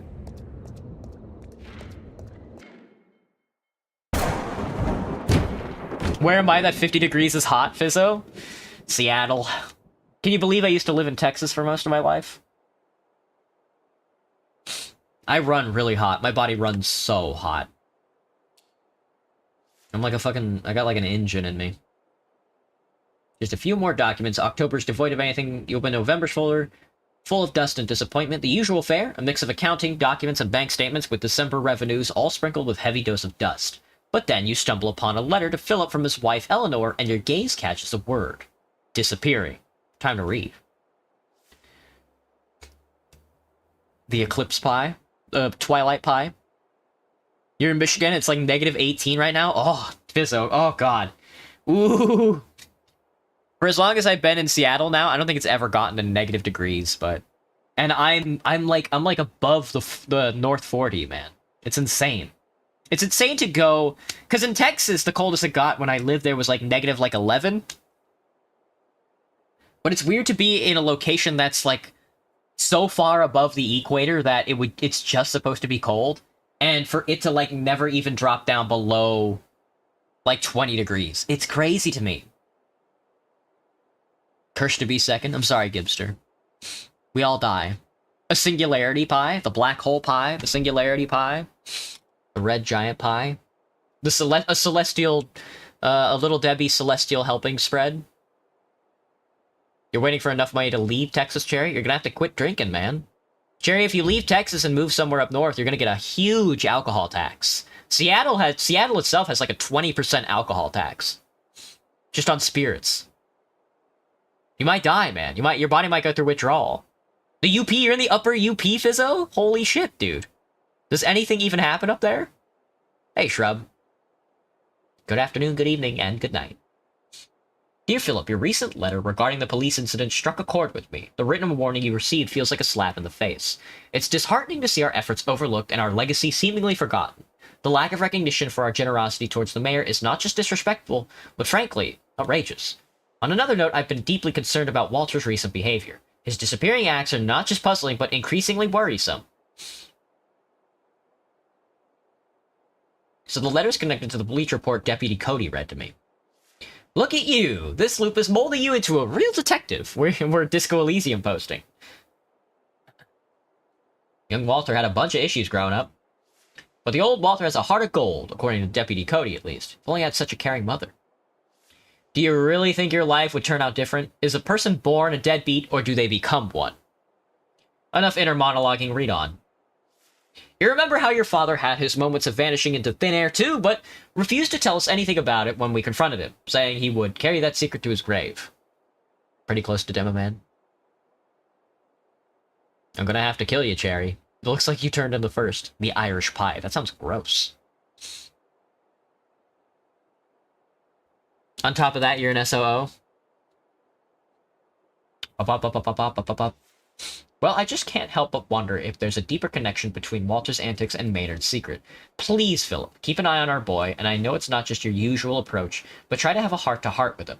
Yes, he's just a boy, but since you're not on speaking terms with your father, it might be more important now than ever. Disappearing seems to be a family trait. Is fathers not talking to their sons a deeply rooted tradition or something? And you thought it was only you. Let's continue reading. You're not a bomber or missing an eye? Listen, buddy. I'm an engineer. Sault Ste. Marie is so. Okay. Sault Ste. Marie. Hello, Daniel. What's up? A British pie? You just keep on sweeping it under the rug. I'm thinking about reaching out to Madame Lorraine regarding this mystery. I realize you're skeptical about her powers, but I can't shake the feeling there might be something more at play here. Something beyond our understanding. I hope it won't be long until they let me return home. The doctors say I'm improving, but it's all a waiting game now. So Granddad Maynard had a habit of disappearing. Same as Walter. Question is, how? Maynard took that secret to his grave. What am I waiting for? To the graveyard. We gotta hit the graveyard then. A metal cabinet full of dust and documents belonging to the late Philip K. Alright. So this one's gonna take us to the graveyard. An old letter sent from Walter's father to his mother mentions that his grandfather, Maynard Gay, used to vanish the same way, but swore to carry the secret of how he did it to his grave. So how about you go check the grave? Maybe I should. I just have to die is all. Nothing in the bathroom. I don't think there's anything up top for me else, so... We're gonna have to come back and talk to that guy, too. Can I grab the gun yet? Maynard's antique revolver is serving the only function it can. A dust holder. What's happening? We're gaming. Lots of things. Documents on the table. Very small letters. Nothing there. World's about to end in 1 minute. Read the blurb on the back of the cover. Lillian Miller is a decorated veteran detective of Gray City PD when several prostitutes are found dead and horribly mutilated in the poor areas of the city. Lillian volunteers to go undercover and hunt for the serial killer will send her into a spiral of fever, romance, mystery, and self-discovery. I'll take the book. I'll take the book and then die. I'll take the book and then read the book. And then die. Word by word, you reach the end of the chapter, eagerly awaiting the next one. But enough for now. Because you died. Oh, gotcha, Gibster. Well, punch your dog in the face. No joking. Don't actually do that. That would be so bad. Or do. That would be kind of funny. We got British slanderers in here. Kind of feels good to speak to someone at this hour. 9 p.m. Is it 9 where you are, Fizza? What time is it for me? It's 6 o'clock where I'm at. Damn. Whoa! Here we go. Haven't had a nightmare in a while. Do you think taking movie show suggestions from TikTok is a good idea? Yeah, probably. I'll see why not. Why? What are they suggesting? Lolita? Hello, cool kid. Hello, Gibster's dog. You're standing in a high school auditorium, half blinded by the stage lights and drowning in the smell of wax polish. Other singers surround you, every single one wearing a white shirt and dark trousers. The choir rows rise in tears before a velvet curtain. The conductor taps his baton, the performance begins. Open your sheet music. You glance at it, and to your horror, the pages are blank. No notes, no words. Your stomach drops. But you know this piece, you've sung it before. I'll just follow the others, I know the melody. You mouth the opening bars, recalling the melody, and mimicking the shapes of vowels from the singer beside you. The words are gibberish, bare of any meaning, but somehow you blend in. A lone deciduous tree hiding in an evergreen forest. I may pull this off after all. The music swells, you ride the wave of collective sound, guessing syllables as you go. We'll just keep singing. The others keep singing too, until they don't. On a pause you didn't anticipate, the entire choir goes silent, but a single note escapes your lips. It hangs in the air, alone and naked, for all to notice. The soprano snorts, two baritones smirk without turning their heads. And the conductor? Of course he has noticed, but wait. He has your face, your adult face, wary and disappointed. The baton points like an accusation. Your shirt is damp under your arms. Stop singing. Just mouth the words from now on and pretend nothing ever happened. You abandon what little substance was in your performance and become a factory of silent, empty shapes now. Keep mouthing, don't risk it. But the audience knows. Their stares brand your skin. A cold sweat soaks through the armpits of your white shirt. A darker patch spreads between your legs. It's not what it looks like. The choir keeps singing, the old Eugene keeps conducting, and you keep opening your mouth. Cold terror under your armpits, hot humiliation between your legs. And they slowly meet halfway, in your stomach, freezing and boiling at the same time. We'll let that sit for a little while, because I have to fucking take the piss. You want to talk about a nightmare, buddy? I gotta go piss. Skip next song, Whirling in Rags at 8 p.m., folks. Let's play. Burn Baby Burn Detective arriving on the scene. Disco Elysium, the final cut. Part 1, Part 2. Totally transcendent. Ecstatic Vibrations is probably a good one. Let's try that, actually. That could be a hit. Alright, give it a second. And then I gotta go piss. Oh shit, dude. Oh shit. Alright, be right back.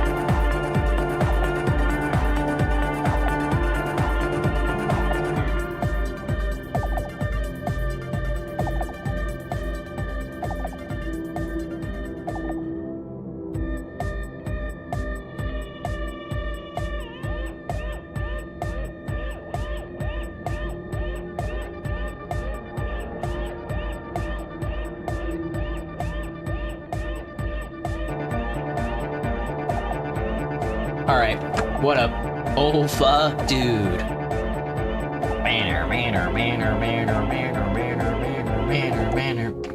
Alright, enough of that. Enough of that. Enough of that fabled noise. Bring me back. I got an ice cream sandwich. I'm gonna be eating the ice cream sandwich. That's the wrong note, son. That's the wrong note. It's embarrassing. Falling into the toilet? Maybe a little. Maybe a little. I only dipped my butthole in it just slightly. Final boss battle music? I mean, I suppose. It's from Disco Elysium, and it kind of does play at the boss battle. Ate a Costco hot dog while eating the paper underneath it. Very good, Gibster. I've got an ice cream sandwich. I've got a hot cocoa, and vanilla ice cream bar. Is Esoteric Ebb out yet? Has that game released? I want to play it. I want to play it so badly.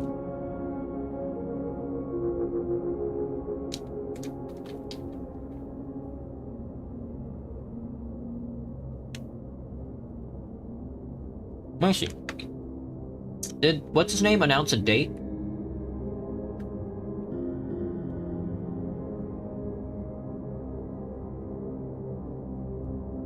Q1. Oh, I thought it was coming out this month. Q1. So anytime between here and the end of March. Oh, I'm so excited, dude.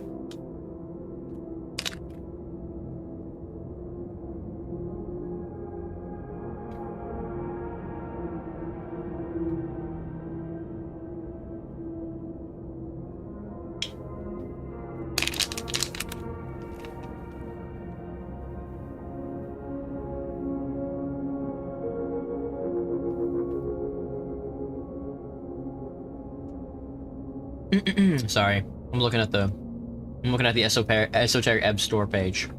I'm ready to reconcile this nightmare though. This is a pretty big one.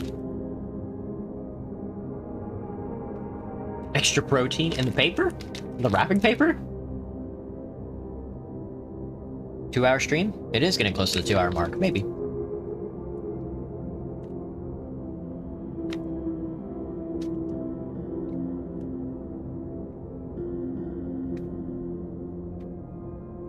Is that ice cream sandwich good? My mouth is going crazy. Yummers! It's okay. It tastes just like a regular ice cream sandwich, though.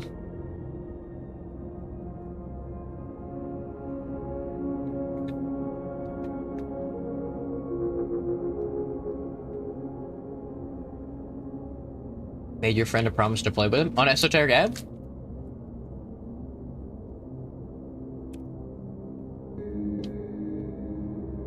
We might do 2 runs back to back on Esoteric Ebb. Because I obviously want to do the Communist Dwarf run.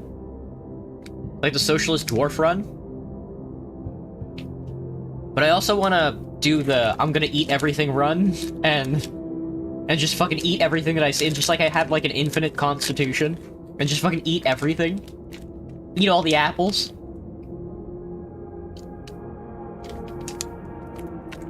I'm so ready for it, dude. Sorry, I'm almost done with this ice cream bar. I'm Payday 2 Cherry. I see.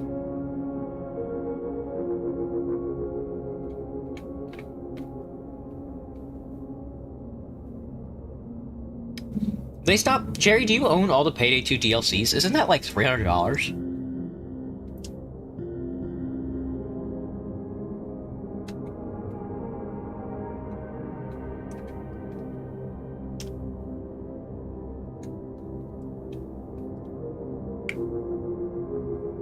Hello, Fresh. Hello, Frish. Hello, Fresh. Fresh has heck. Hello. Oh, hello, Mr. Danish. I'm not rich.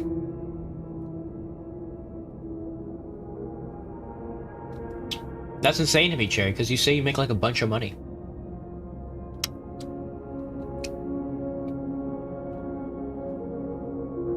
Payday 3 sucks ass. Happens to the best of us.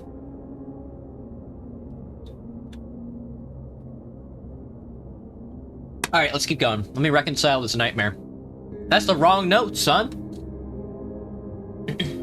You tried to blend in with the choir, but your own voice betrayed you in a moment of solitary shame.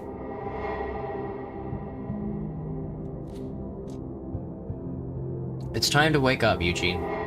I'm out of willpower points. I just noticed. I'm like, oh, all that inspiration is gone. What happened? Still with me? Oh, Mr. no, Harrow? okay. Oh, I got scared. You do, Cherry? You use your money responsibly. Yeah, I see. I see.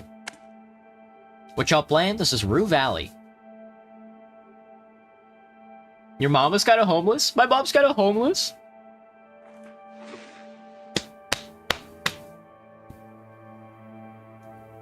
Ignoring the beers. Yeah, curious. Still with me, Mr. Harrow. The doctor takes off his glasses, freeing his bushy eyebrows. I got a question, Doc. I had a dream, Dr. Fink, and I think it may be important. A dream. A small pause in his speech is accompanied by low-key static. Can we at least start dissecting it, just to have some food for thought while I'm in bed tonight? Maybe we can focus on the big picture and then do a deeper analysis tomorrow. Well, I suppose we can at least make a start on it today, focusing on the most vivid aspects, and we'll continue with a deeper exploration tomorrow. Alright, Mr. Harrow, please go ahead and share your dream. Share the dream.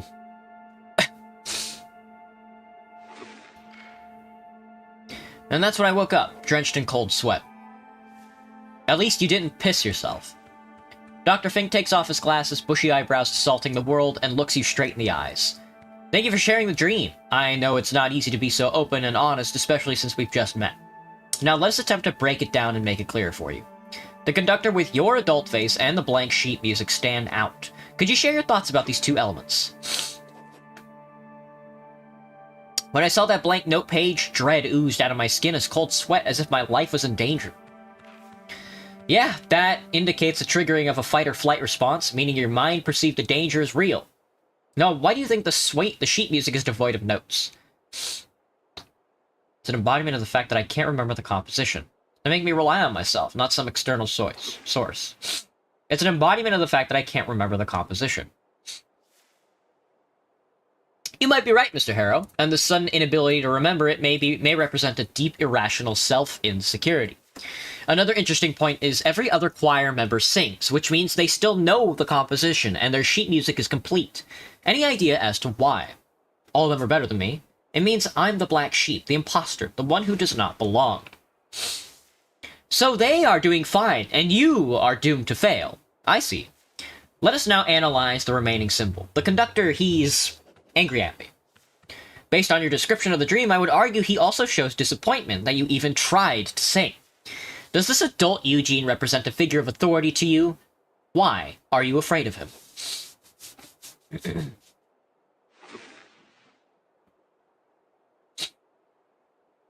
How not to be afraid? He's standing right there frowning and waving his rod of judgment. I'm not sure if I'm afraid of him or the whole situation.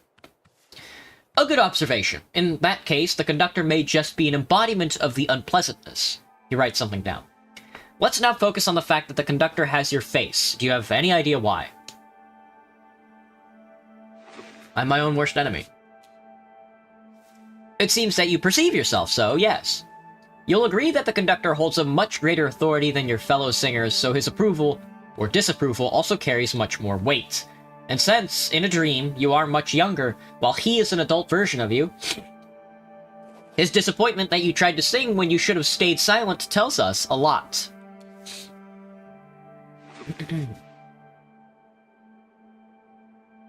Bye, cool kid.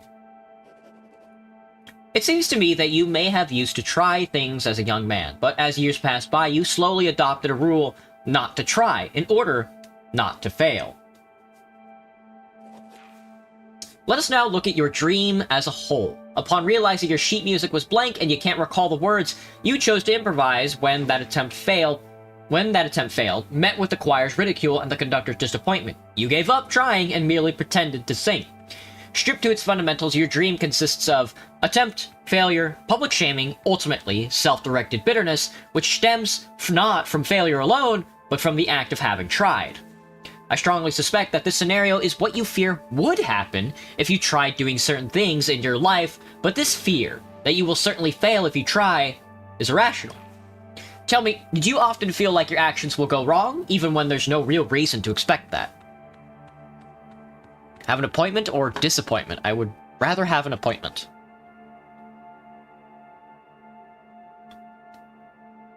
Want to hear a joke? Of course. It's not a feeling, it's reality. I have simply developed a sharp instinct for trouble that tells me when not to take risks. It's not a feeling, it's reality. Mr. Harrow, what I see here is a defense mechanism of self-distrust that chooses inaction. The reasoning is protective. No attempt means no failure. And since you never let yourself see the alternative, you take the lack of disaster as proof you were right to hold back. This confirms your fear, locking you deeper into the very pattern that created it. There's something there, perhaps. I urge you to sit with this insight, Mr. Harrow. This cycle of self-doubt is a vicious beast. It can be tamed, and by simply acknowledging it, you have already taken the crucial first step towards resolution. He glances at the clock as always. That's it for today. You should go and check in at the office. Your room is probably ready by now. Hey, party, what's up? You have 2 corn dogs, pineapple salsa, and a pint of one of those earlier mentioned ice creams. Time to make the choices my stomach will regret. Oh, Jack, I ate 2 corn dogs for lunch today, and I ate ice cream, like, this afternoon. Oh, God. Me too, man. Me too. Why do fishermen put a magnet on the fishing hook?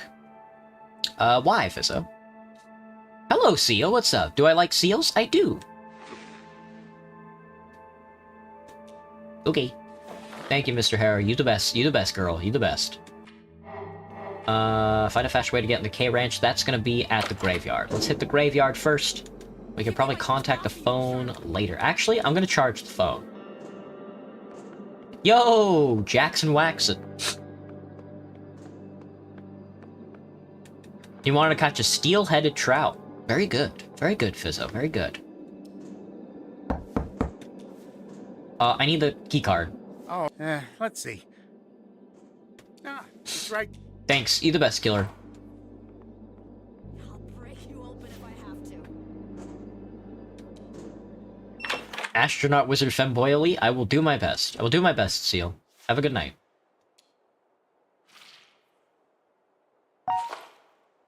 Alright. It's charging. Phone's charging. Let's go end this. Alright. A full cycle should keep it charged, I'd say. You left the phone in your room, like a silly Billy.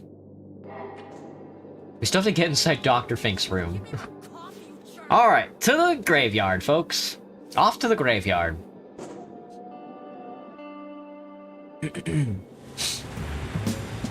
Ew.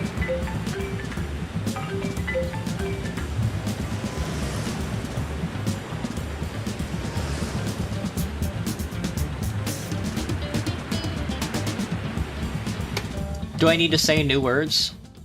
I guess I just shouldn't have said anything at all. I don't know. Sometimes I like saying stuff. Sometimes I like saying stuff. They don't tell you that part, but, you know, sometimes you gotta do it. It's this one, isn't it? Whoa, hang on. The statue depicts Maynard K., the founder of Bothwood and the K Cattle Company. Time to reveal his secrets. The stone statue is perched atop an intricately crafted sarcophagus.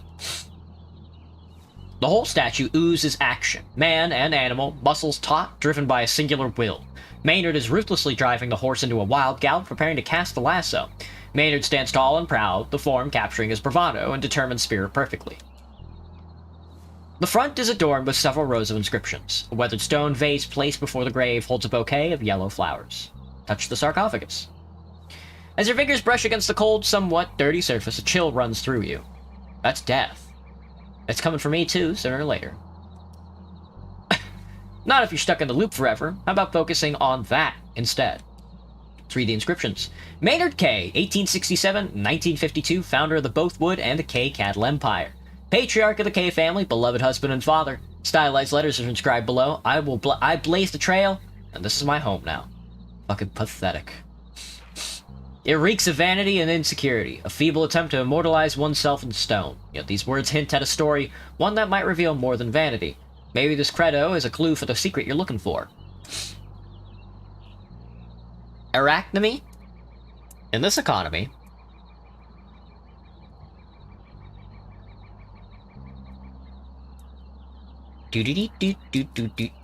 Hardy, do you ever help Cherry throw up? Like, do you ever, like, hold his hair back out of his face while he pukes? Isn't that romantic? Hello, Chorus. What's up? Hello, Lilia.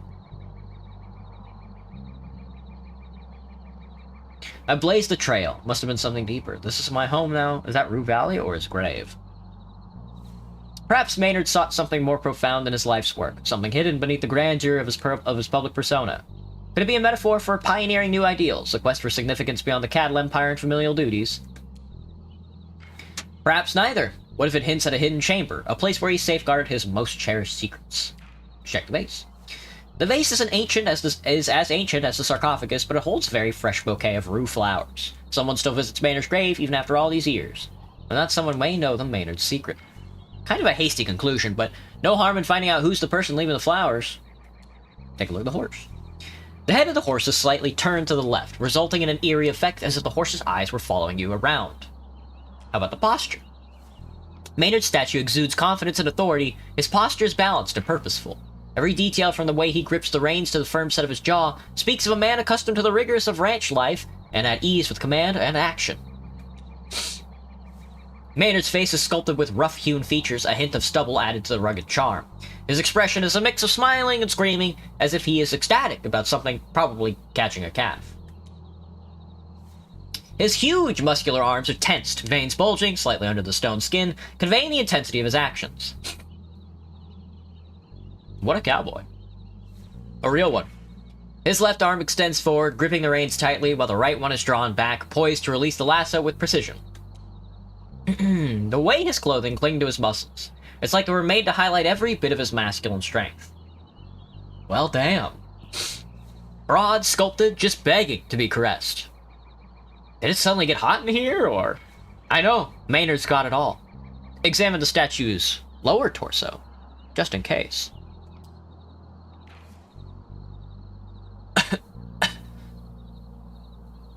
Punch a Rubik's Cube for no particular reason. Now I just hold his hand. Aww. It's as if the sculptor knew exactly how to capture Maynard's allure from every angle. The craftsmanship leaves little to the imagination, the fabric of his pants clinging to strong, muscular thighs, and between them... Well, now hold on a second. The contours and texture of the stone subtly suggest his virality, his manly allures, his... Stop. There's something odd about it. That's true. Something is sticking out in the groin area, but the details are hard to make out in this dim light. Use your phone's flashlight. Yep. The groin area definitely looks different, but you still can't figure out the details from down here. Climb under the statue and inspect it closely. Here we go. Why is his dick all supple like that, man?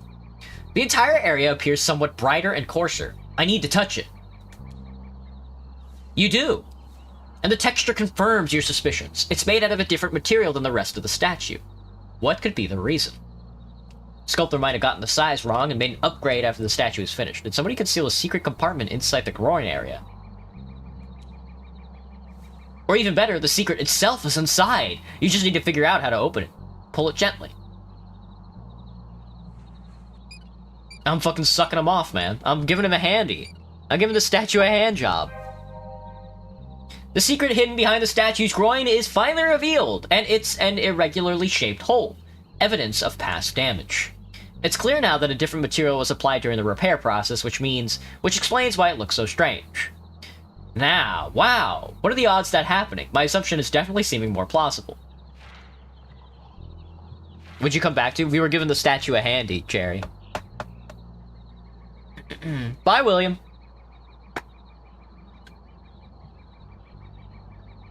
Bye, Fizzo.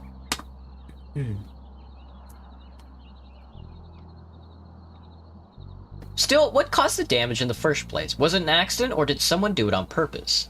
Who would damage the statue like this, and why? So many questions arise from just one groin area, all needing answers. There's nothing else of interest here. Graves often hold more than just remains, they hold stories. And somewhere between the lines, a secret lies waiting for you to discover it. Sure. Sniffing around the Maynard's grave, you notice that the statue's groin had been damaged and repaired. Could the statue's groin damage be connected to the Maynard's secret? You should both search online and ask around about it. Jesus. You bother if Google's faulty AI to get wrong advice on purpose? Good. Good, Graham. Good.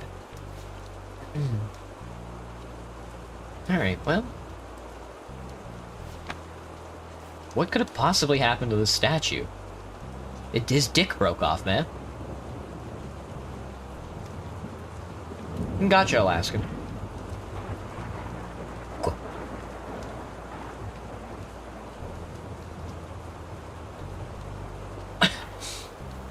I'm gonna assume Maxine probably knows about the statue. I think that's gonna be my first thought on that.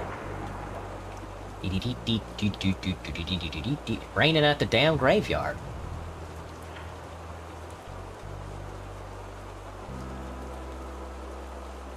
Alright, let's head to the gas station. I think Maxine would probably know something about the broken statue penis.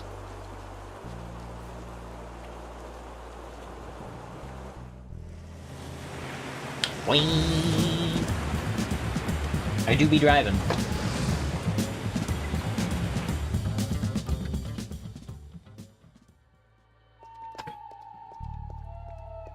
Oh, they're having a talk. Fuck. I'm telling you, something strange is going on here. You know... Stop listening. No, this is gonna take forever. It's gonna take all day. I'm gonna have to ask her later. Ask her another time. Oh, we can go back to the motel. But can you cast spells? Oh, behold, lightning bolt.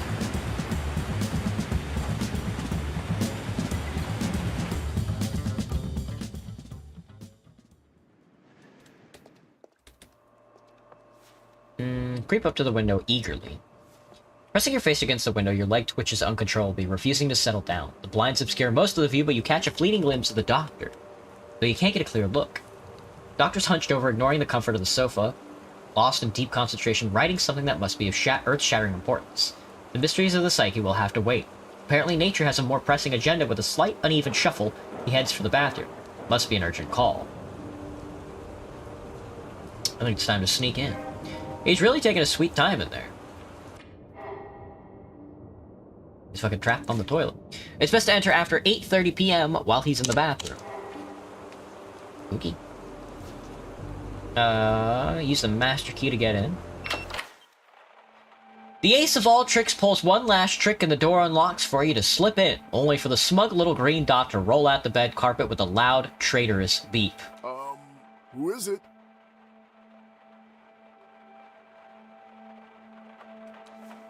A muffled voice seeps through the bathroom door, making the second guess if you even heard it right.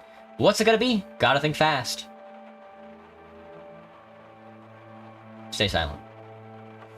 Seconds drag on in agonizing pain, but just before panic fully kicks in, he answers. Is that you? The whimpering of the toilet seat suggests he's getting ready to cut things short and make a quick exit. What now? Hide. Under the couch, behind the chair. Behind the chair, quick. It's not the largest piece of furniture, but then again, you're not the biggest person. It'll have to do. You've done your best, now it's up to fate or Fink's general lack of observational skills. The door swings open, soft footsteps careful, deliberate. You can't see much, but your mind fills the blanks. Hink the ever-watchful guard, hunting for an intruder. Magical mind games. Ooh. If only you could share the moment with Fink, his reaction would be priceless. After a brief silence, you hear footsteps again, this time heavier, purposeful. Shit, you're exposed. You can feel it. The way your limbs stick out, the way your breath is too loud, you need to do something. Mentally push him away from this part of the room. Telepathically command him to return to the bathroom. Wait, how's that supposed to help? He moves close to the chair. Too close. He'll hear you breathing. Inhale and stop breathing. A quick silent inhale, your nose is clean, at least. So, no sudden whistling or wheezing, small victories. Stay calm, keep cool. Footsteps stripped away, the doctor moving toward the door. A quiet pause, check in the lock, maybe. The weight shifts off your chest, you can breathe now. That was close. Too close. Oh crap, a new horror creeps in, small at first, then overwhelming. You feel like sneezing.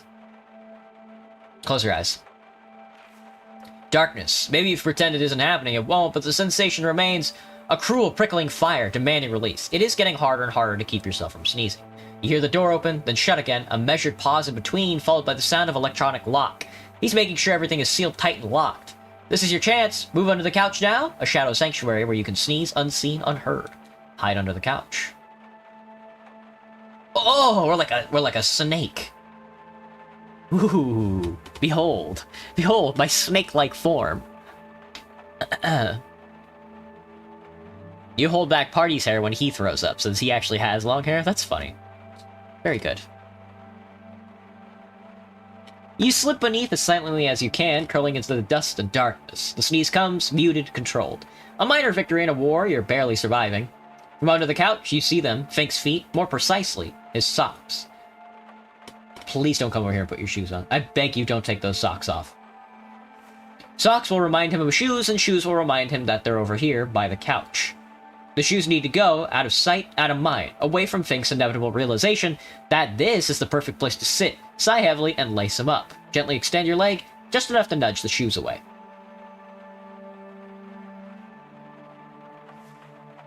Shit, you moved him, but now your foot is stuck. Wedged, trapped, a prisoner between the couch and the floor. He is on the move again. Fuck, get that foot back. Wiggle it left and right, use your knees to lift the couch a fraction. Success! But not without a noise. A small one, but a noise nonetheless. Apologies, Couch. You had to bear the weight of both me and Mr. Harold today. And I imagine he wasn't light. Jesus, what a dick. He's tall enough to be a snake. Agreed. This guy won't give me a break, man. Like you ever tried to make a good first impression at your session, like you aren't, at least partially, to blame for this.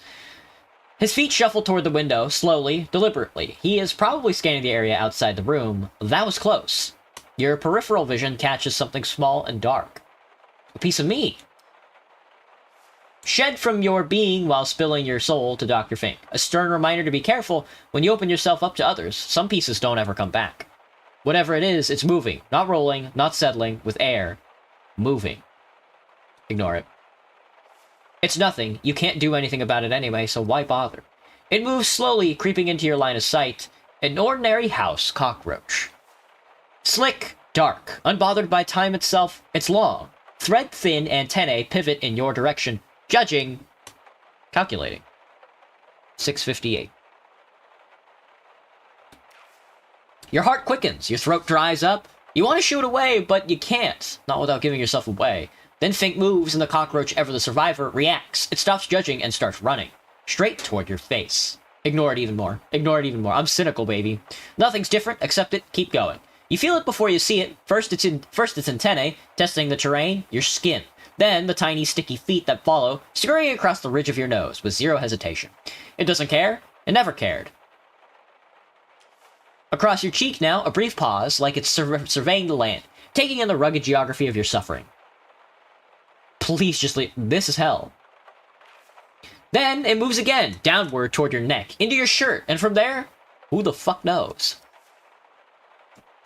Will you be bored enough to speak with your lifeless setup? What do you mean by that? What does that mean, Graham?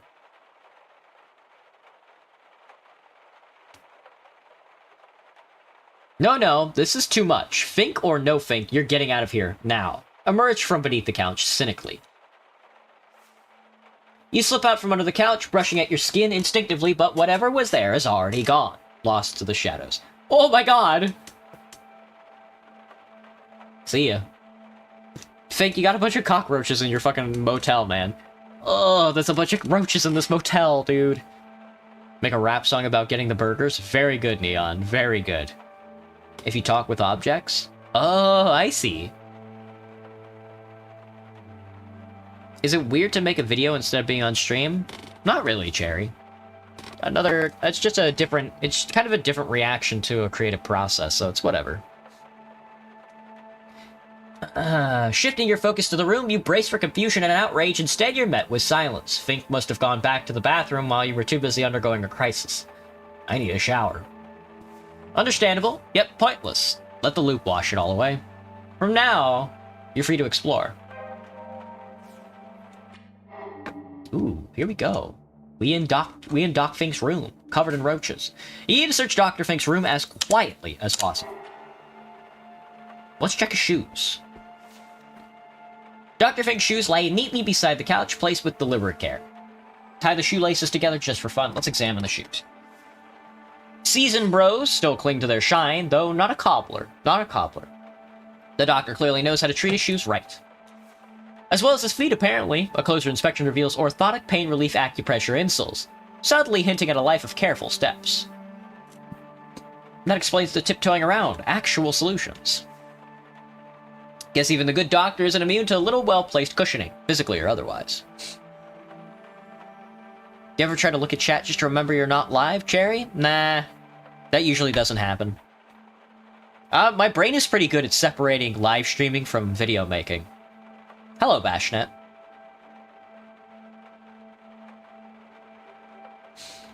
Guess even a good doctor is stupid. Try walking in his shoes. Tie the laces together. Try walking in his shoes. Hopefully you mean metaphorically. No need to stick your foot where it doesn't belong. No, I really want to try him on. Well, he did try to waddle through the swamp of your emotional wreckage. Guess it's only fair to return the favor. Comfortable, cushioned, supportive, flexible, durable. Qualities that seem all too foreign to you. But they're a perfect fit. And you still need a little time to grow into them. Tie the shoelaces together just for fun. I got the achievement for that. Welcome to the dark side. Yet another pointless loop, spiraling with no punchline in sight, although coming up with a prank at this point might actually be a sign of progress. We'll let the shoes rest. Very good. Let's hit the alarm clock. The clock is a relic of an idealistic bygone era. Its metal frame painted a faded green, once a color that screamed futuristic, now just a tired mockery of ambition long past. Despite the years, it carries a subtle, well-preserved luster, as if it's been maintained with the kind of care reserved for cherished possessions. The red-lit numerals glow with a sharp clarity, casting an ominous glow. Examine the clock. Its metal frame feels heftier than expected, but after a few moments of fiddling, you spot an engraving etched onto the bottom. To Gideon Fink, congratulations on taking yet another leap of faith, wishing you success, growth, and just the right amount of chaos. GCU faculty members. Another leap of faith. What was the first?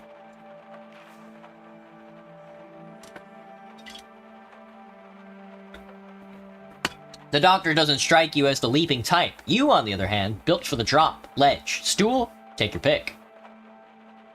Let's leave the clock be. I feel like if I touch the clock wrong, it's gonna get set off, and I don't want that. Let's do anything else right now. Fink's table is sparse, almost surgical. In its tidiness, a laptop, a lamp, a half-empty glass of water, standing fair, but then there's the folder. The front of it is a Coral Destiny logo. It's been sitting there all the time, unnoticed, unacknowledged. Same type of folder as in Frank's room. Dread slowly coils around your stomach. Another report? You hope not. Open the folder, check the contents. Inside, a collection of handwritten pages bound with a plastic spiral, giving the whole thing the look of a manuscript. Bullet points scatter across many pages, raw thoughts still in the scaffolding stages. Some sections are struck through, others lined with margins, margin note corrections, reconsiderations. The front page is a battlefield of rejected titles, each one violently crossed out. There is only one left standing. Title goes here. Must be a complicated text. Or maybe the title comes last. Maybe it needs to be whole before it can be named, like some creatures that doesn't know what it is until it's fully formed. The only way to know what this is, or try to figure it out, at least, is to read it. Focus on the important bits and memorize them. No notes, no evidence left behind, just the weight of words pressing into your memory. It reads like a book, a fractured, unfinished book, divided into 3 sections, some fully fleshed out, others skeletal, mere descriptions waiting to be filled. From what you can piece together, the parts are an introduction, the Coral Destiny years, everything that came after. The dates in the margins mark its timeline, a year worth of work, maybe more. Skim through the introduction. It's mostly about Fink's life before Rue Valley, before Coral Destiny. A collection of bullet points, fragments, placeholders for a story yet to be written, and there's a lot. PhD, a slew of published papers, some solo, some in collaboration, a private practice co-founded with his wife, also a colleague, a successful career in mental health. Fink is married. An impressive bio. It really is. Meanwhile, your resume reads like a cautionary tale, and there's no one to blame but yourself. He also mentions that when he and his wife decided to divorce, he left her the entire practice and took a job at Coral Destiny. That's tasty. What else? This personal detail intrigues you the most, admit it. He also notes his specialization, working with people in high-risk professions, firefighters, test pilots, those who stare death in the face for a paycheck, which naturally explains how he ended up at Coral Destiny. How would I rate this week compared to other weeks? It's okay. It's only Wednesday, and we're only halfway through the week.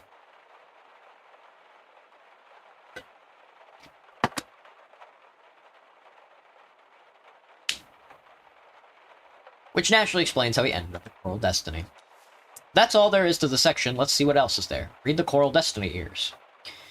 This is where Fink details his time at Coral Destiny, his role, his work, the minds he was tasked with understanding and supporting. He writes about working with astronauts, future colonists, preparing them mentally for the vast unknown, the crushing isolation of space, the brutal indifference of another planet.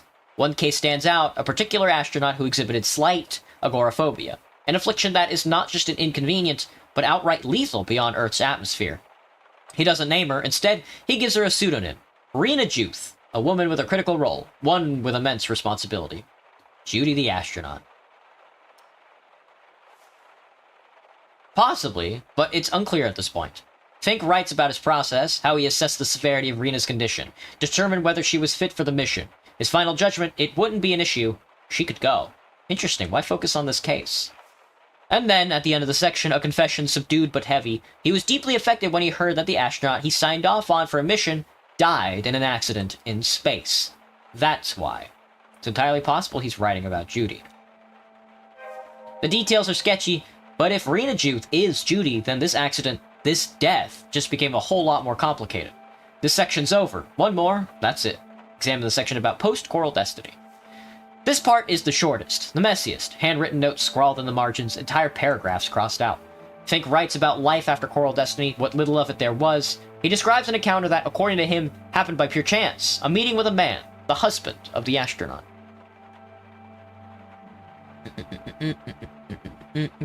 Grilled cheese Obama sandwich, Cherry. That sounds tasty. A widower, devastated, holding on to the past with a white-knuckled grip. Fink felt obliged to help. Not really compelled, not driven. Obliged. He refers to the man under the pseudonym Ander Frost. That sounds eerily close to Frank's name. Still, you can't be certain. He writes about Ander's refusal to accept reality and move on. How Fink chose not to confront him directly, not to antagonize him. Instead, he focused on stabilizing him, getting him back on his feet, back to some semblance of a normal life, and it seemed to work, at least for a time. And then, the last session, the husband arrived with a story. Not a breakthrough, not a realization, a story. His wife was alive. That's a twist. One no one saw coming, least of all, Fink. Fink expressed his concern. Of course, he wrote about how fragile the situation was, how the work they had done together was beginning to unravel at an alarming speed. And then the husband vanished, stopped answering calls, and avoided Fink entirely. That's a bit unsettling. Who failed here? The therapist or the patient? Who bears the weight of the unraveling? That's pretty much it. The manuscript in its raw, unpolished form, a mess of half-finished thoughts and incomplete truths, clearly still in its early stages. And as you close the manuscript, something slips free. A pale envelope, dislodged from between the pages, must have been tucked inside, only to shift loose as you turn the pages. Take the envelope. It feels light in your hand. Inspect the envelope. Plain white, unremarkable. On the back, written in neat handwriting, are the words, "For Judy." Oh, come on now. It's too obvious.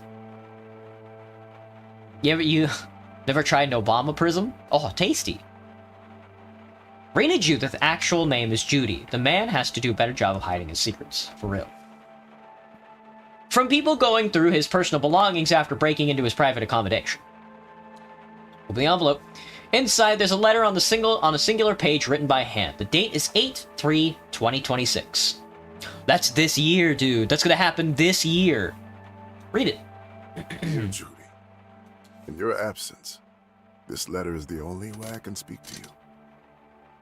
I've recommended this method of communication to many of my clients as a way to cope with their loss. The irony of now finding myself writing one of these letters isn't lost upon me. A reminder of how life circles back in ways we never expect. So the good Dr. Fink is using his own remedies. That's encouraging. How do you say goodbye to someone who trusted you with their deepest thoughts, fears, and dreams? How do you find closure when life ends so suddenly, so unfairly? It's funny in a way, and sad. No school teaches you something like this, something truly worth knowing. When I heard about the accident, I was hit with a wave of emotions I wasn't prepared for. Shock, sadness, anger. All your courage, resilience, and determination to face life's challenges, gone in an instant. But above all, there was a sense of loss. The thought that we would never meet again. Never exchange another word. We should kill Dr. Fink. We should kill his ass. Every conversation might be the last, yet the universe keeps spinning. The terrifying part isn't the goodbye, it's not knowing when it happens. A conversation left hanging in time, never to be finished. I can't stop thinking about the last time we spoke. The look on your face when I approved you for the mission, it was radiant. You had worked so hard for that dream, and I felt proud to be part of it, even if all I did was sign a piece of paper. We plan to deliver him the memento mori. We will kill him, dude. We will kill his ass. That signature, though, has since become a source of doubt for me. We will become the spy and turn into Dr. Fink and then backstab Dr. Fink. Fink doubting himself. This is new. Let me be clear. Not for 1 second did I think you were responsible for what happened. No, this is just me dealing with the guilt. Wondering if there was more I could have done or said. Would it change anything? Save the expedition? Save you? Of course, I don't have the answers, and I never will. This doesn't sound like the Dr. Fink I met. This doesn't sound like the Dr. Fink I met. Of course not. He and Judy worked on her issues. You barely let him in. Still, I believe in second chances. Or a third. Or however many it takes. I met Frank at the motel and saw how devastated he was. So, I offered my help. Some of my colleagues might call it a conflict of interest. But deep down, I knew it was the right thing to do. We honor the dead by fighting for the living. I wanted to honor your memory by helping Frank find his footing again. If you're wondering how his therapy is going, it's been rocky. He's a tough one. In that way, he reminds me of you. Progress is slow, but it's there. He loves you. Utterly. Fiercely. But you must have known that. Frank is starting to seem like some kind of hero to me. Is it love, or is he just incapable of moving on? Frank's starting to seem like some kind of hero. Yeah, you have to respect that kind of dedication, that tunnel vision. Nothing but pure, undiluted love can drive a man like that. And, strangely, helping him is helping me, too. I plan to go back to therapy. This time to help the ones who need it the most. And write a book, too. We're both putting one foot in front of the other. Baby steps, as they say. The next paragraph begins with, I hope, but the words are crossed out. As if, mid-sentence, he changed his mind. I want to believe that you found your place among the stars. You always said that even though we're not built for space exploration, we belong there. Someone has to fill all that vacuum, Dr. Fink, you said. Well, now you're there. Where you belong. And she is, isn't she? I'll look up at the sky tonight and raise a glass to you, to whatever comes next. Yours, Gideon Fink. The sound jolts you back to the present. You lift your head from the letter only to meet Dr. Fink's gaze. It's then that you realize the sound you've been hearing is the toilet flushing. Dr. Fink's belt is unbuckled, his shirt is untucked. So, you were the one making all that noise earlier. I thought I was hearing things. The anger on his face is unmistakable. His bushy eyebrows draw close to his eyes, tightening into a harsh line. Then his eyes land on the letter in your hand. That letter is private. You have no right to be holding it. Put it down now and get out of here. Get out of here. He stands there, angry and frustrated, his belt unbuckled, his shoes missing, revealing a pair of ridiculous socks. Behind him, the sound of running water from the toilet fills the room. Eugene Harrow. Meet Gideon Fink. Just nod and smile. Hug him. We have to hug him.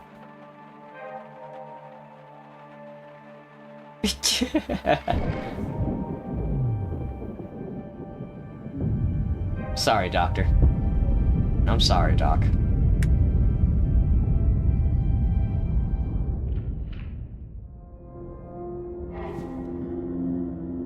That one. I have to reach it. Thoughts on nukes? Thoughts on nukes? Very good. Very good indeed. Legalize all nuclear bombs. That one. I gotta reach it. High above, the branches are heavy with fruit, and among the highest branches hangs a special apple. It may be slightly larger than others, or not. One could say it's unremarkable, but your eyes are locked on it, and you don't care why. You're young and unbothered. Begin to climb. Uh-oh, first we have to find a tree that's up to play ball. That one's too tall, and that one's too small. And then we gotta put our leg on a branch. Ooh, you grip the rough bark with your soft, virgin hands. The first branch holds your weight. You pull yourself up. Each branch creaks, complains, then gives a little under your weight. As you ascend, other apples brush against your shoulders, arms, and face, ripe, fragrant, easy to pluck. I won't be distracted by lesser fruits. A branch splinters under your grip. Calluses start forming on your hands, but you climb higher. Another branch snaps, then another. Each breaks makes the ascent harder, and the path down more treacherous. But there it is. Near the top, now glowing with a soft internal golden light. So close, just a little more. Nearby branches bear flowers, they bloom, become apples, then rot away in a silent perpetual cycle. Fewer bloom each time, but still, there are some within reach. They don't matter. Calluses tear, another limb cracks under your foot, your breath thins. Let's take a break. You pause, heaving for breath, and glance down. Below, the ground is a distant map. The lower branches are shattered. Wreckage. A chilly wind rises. No. Let's look up. Your special apple. That's all that matters. You're back? Hello, Alaskan. Enough rest. Let's go. The bark under your palms feels harder now. Your stomach aches with a hollow hunger. You pass by a lone, slightly shriveled apple, but cannot bring yourself to reach sideways. It would be betrayal. But as you look up, your golden fruit turns gray, becoming cold stone, cracked, heavy. Doesn't matter, keep going. The wind is bitingly cold now. You begin shivering. Soon, your hands, now old, bloody, numb from the rising cold, cannot find a hold anymore. You are stuck. At last, you let yourself look down, and the despair overcomes you. All those apples you ignored, a few still there, tiny golden dots glinting in the sunlight, and the chosen one still up in the sky, petrified, unreachable, still special. It was almost yours. It was always almost yours. Hug the tree, wait for the winds of winter to come.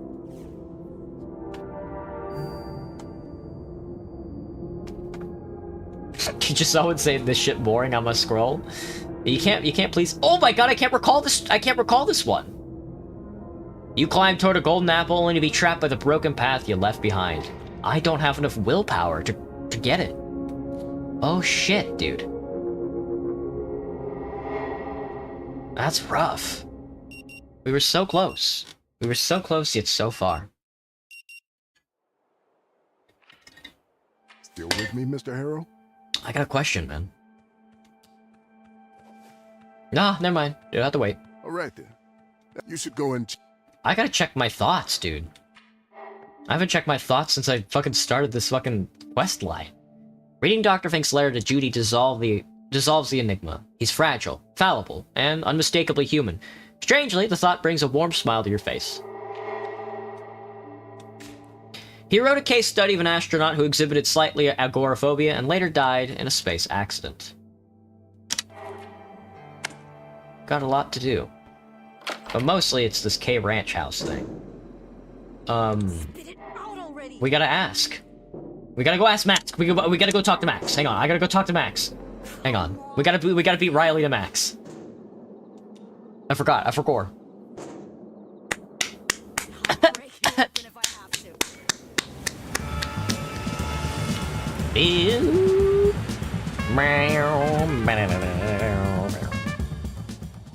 Hang on, I gotta check my phone.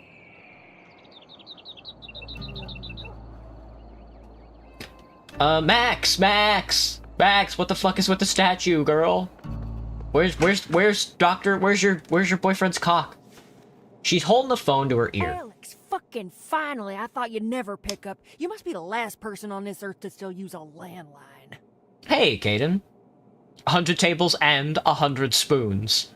I promise I'll pay you back. I know cell phones are. I just needed those 100 tables and 100 spoons check desperately. On Dad, please, just to make sure he's okay. I called him, but he doesn't answer.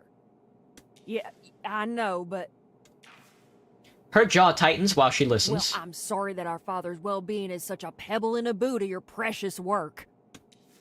Before she answers again, you can already see she's gonna start 'Cause yelling. I have a job. I do real work that pays bills and food for you and Walter while you're playing spy in your little bunker.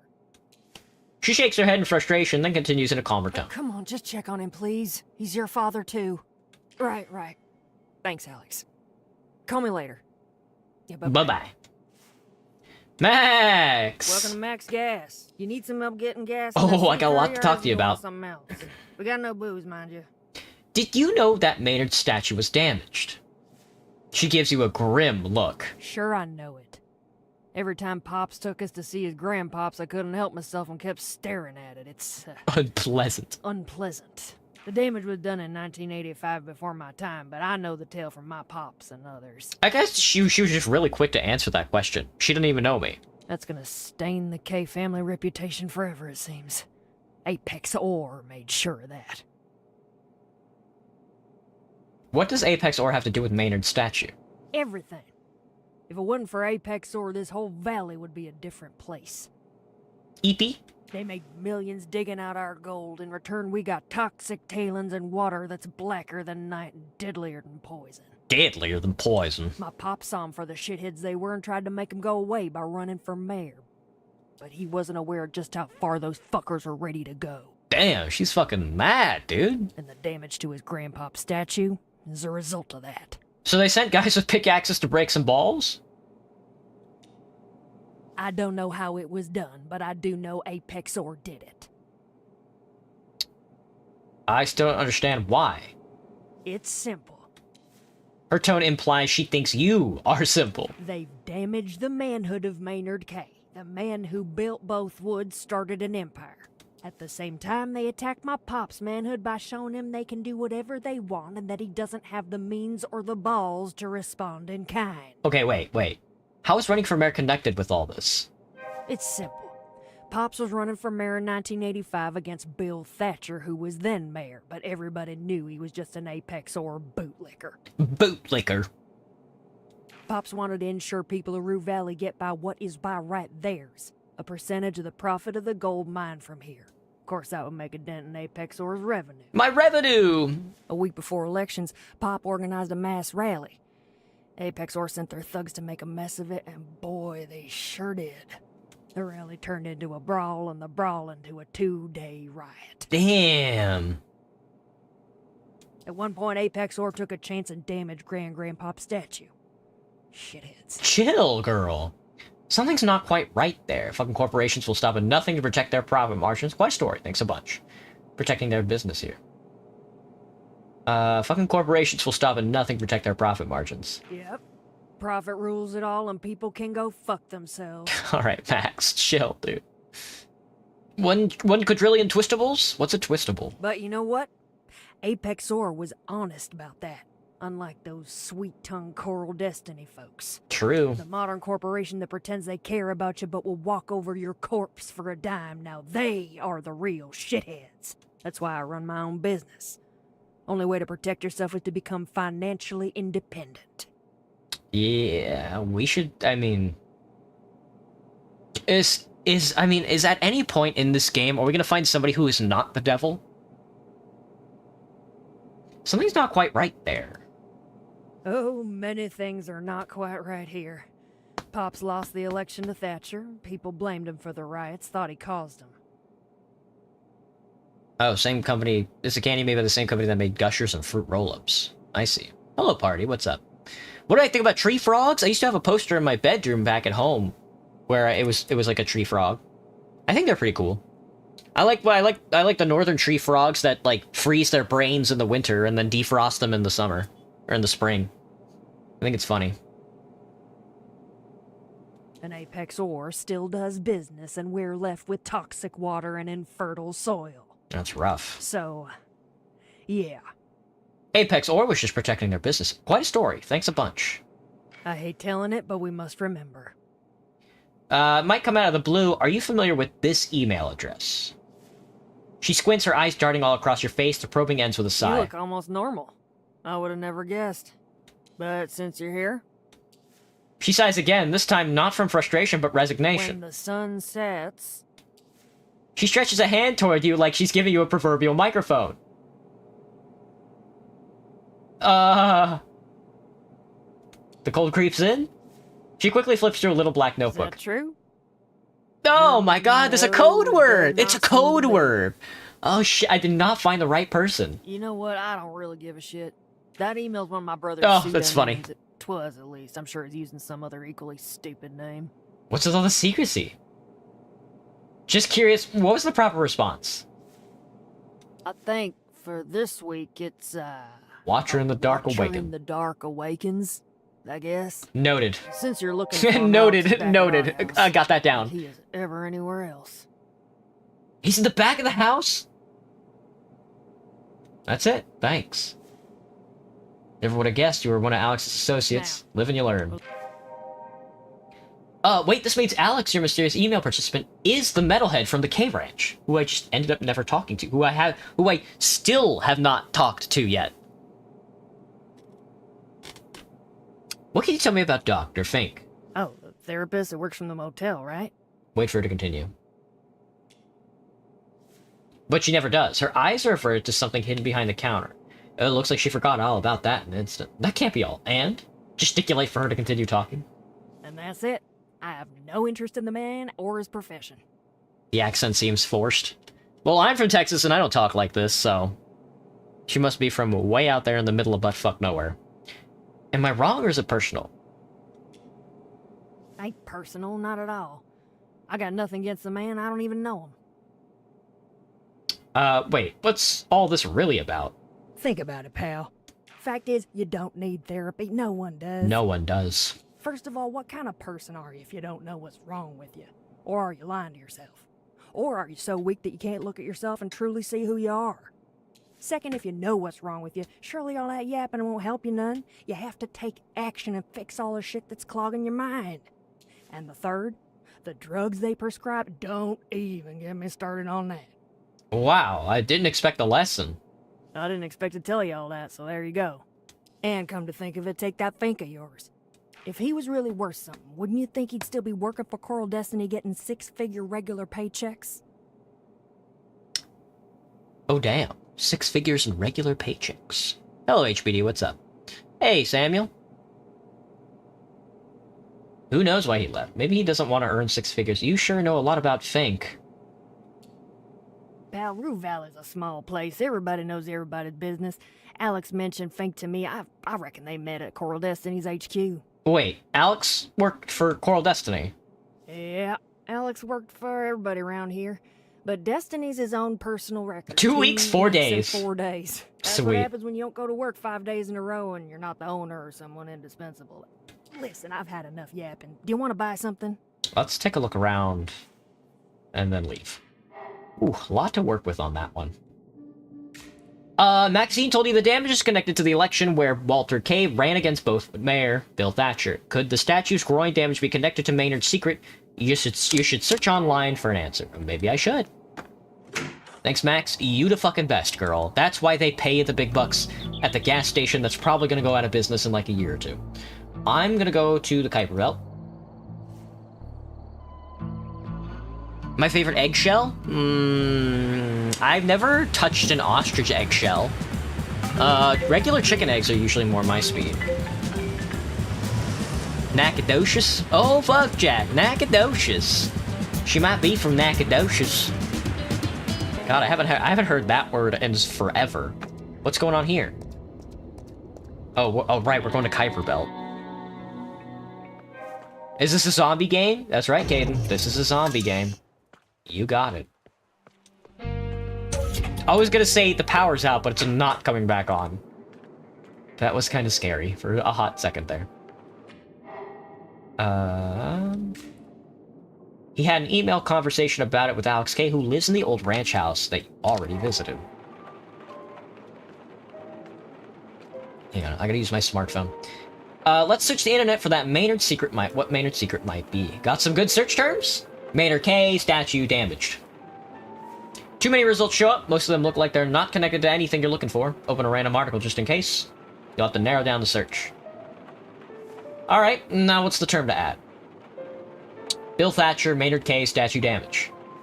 The first result leads you to an online repository of old articles from the Bothwood Observer. This article is from March 15th, 1988. Your grandma lives there in Nacogdoches? Nacogdoches. Oh man. No, I lived in Central Texas. South Central. I lived in San Antonio. Nowhere near Nacogdoches.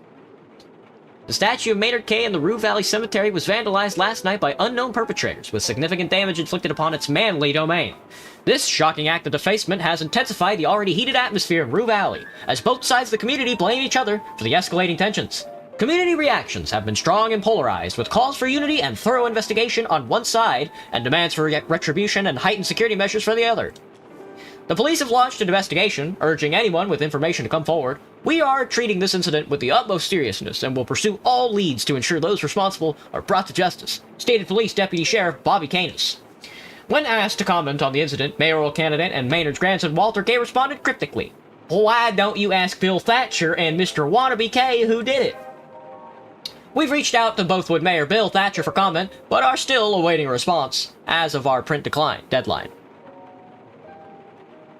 She worked on the Apollo mission, helping and making circuits. Nice, nice. So she's the hero that ended the space race. You really want to know what ended the space race? It wasn't putting that fucking flag on the moon. It wasn't putting a satellite in space. It was having those motherfuckers blow up. That's what shut the whole thing down. That's when they were like, let's contract this out to a private company, that way we don't have to take the blame. Maynard K, Bobby Canis. A social media post from Cody Canis shows the result. He's replying to some silly discussion.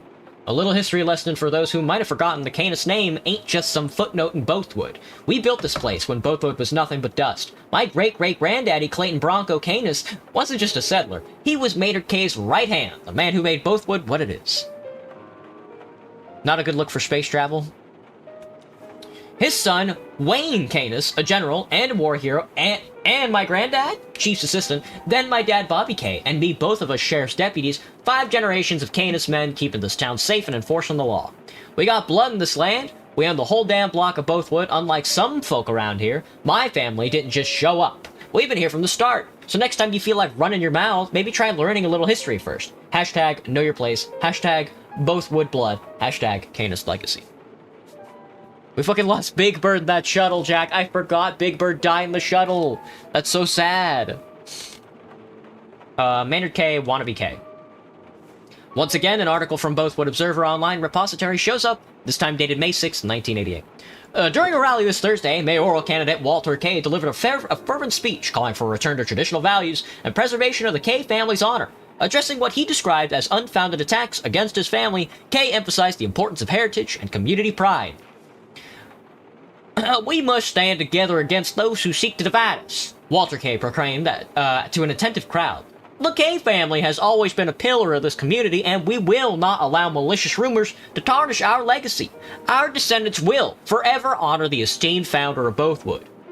Maynard K, while the names of Bill Thatcher, Camilla Lopez, and Mr. Wannabe K fade into obscurity. Camilla Lopez, could she be related to Anita? It's possible, but back to the article. The speech also addressed the letters purportedly sent by Maynard K to his alleged mistress, which had been submitted to the Rue Valley Historical Archive for authenticity verification. Concerns were raised about the integrity of both the ongoing examination and the institution itself. Walter K's campaign was recently shifted to a defensive stance, moving away from its initial focus on economic issues and the threat of Apex Ore taking over local resources. This change has alienated some of his broader base, particularly the younger voters and Apex Ore union members, who seem uneasy about this unexpected turn toward traditionalism. How long would I rate my hair? It's getting there. Oh fuck, I gotta take another piss. I'll be right back. I gotta take the pee-pee. I gotta take the pee-pee again. BRB. This'll load. This might take a hot... Oh, never mind, it's going. BRB.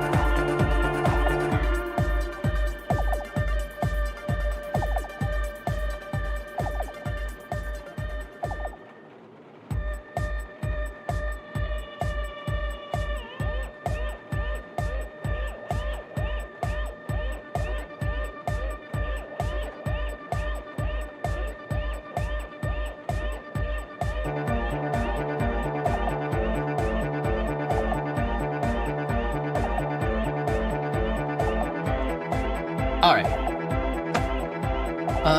Back again. Damn. Still going. Still going. Here we go. 8 out of 10. Slungus is a bunny? Is it? Oh, right. It's like a Pokemon, isn't it, Graham? Maynard K. Camilo Lopez, statue groin damage. No, I need the groin damage. I mean, I would like to study the other stuff, but I need the groin damage first. A couple of results and corresponding snippets show up. Read the first snippet. Actors performing as historical figures like Maynard K. often injure themselves, mimicking the dramatic poses seen in paintings and statues. These iconic stances place undue stress on the groin, potentially leading to long-term damage. That's not it. Excuse me. The controversial loss... Well, maybe Camilla has something to do with it. Which a visitor claimed groin-related injuries after tripping on the display base, the replica of the Maynard K. Ranch house in the museum lobby, falling onto a statue of a hedgehog. The damage is paid out and settled the claim. No, it fell onto a statue of a hedgehog. You just show me, Graham? Gotcha. I'll take a look. The first result is an online shop selling a book entitled The Power Behind the Campaign, How Corporate PR Shaped Bothwood Politics. The blurb reads, a retrospective on the corporate-backed PR strategies that shaped both 20th century political campaigns, focused on the careers of the PR masterminds Victor Langston, Camilo Lopez, and Daphne Calder, known for their ruthless messaging and no-holds-barred tactics. They orchestrated high-stakes campaigns, including smear operations against influential figures like Maynard K. Statue privates damage. No results containing all your search terms were found. Did you mean Maynard K statue private damage? Maynard K statue inguinal region damage. I've never heard that word. It looks like there aren't many great matches for your search. Maynard K alleged mistress letters. Bothwood Observer, March 2, 1988. A recent scandal involving a local man, JG, claiming to be Maynard K's illegitimate son, has taken a troubling turn last night. The tombstone of his mother, the alleged mistress of Maynard K, was desecrated in the Rue Valley Cemetery. Derogatory words were scrawled across the black granite headstone in red paint, sparking outrage and sorrow among the local community. Authorities were investigating the act of vandalism, which appears to be connected to the controversy surrounding the K family. JG, who recently made public the raunchy letters allegedly sent to his mother by Maynard K in 1921, expressed deep distress over the incident. My mother deserved to rest in peace, he stated. The mayoral candidate Walter K condemned the act, emphasizing regardless of the claims made, this vandalism is reprehensible. The K family does not condone such behavior. The incident has fueled intense debate in Rue Valley, with many residents questioning the integrity of the K family, while others rallied to their defense. Maynard K, 1921 JG. Illegitimate son. Once more, an article from the Bothwood Observer shows up dated February 13, 1988. Did you post it, Graham? Let me take a look. Grilled cheese Obama sandwich is still pretty good. A slungus! Oh, it's an actual bunny.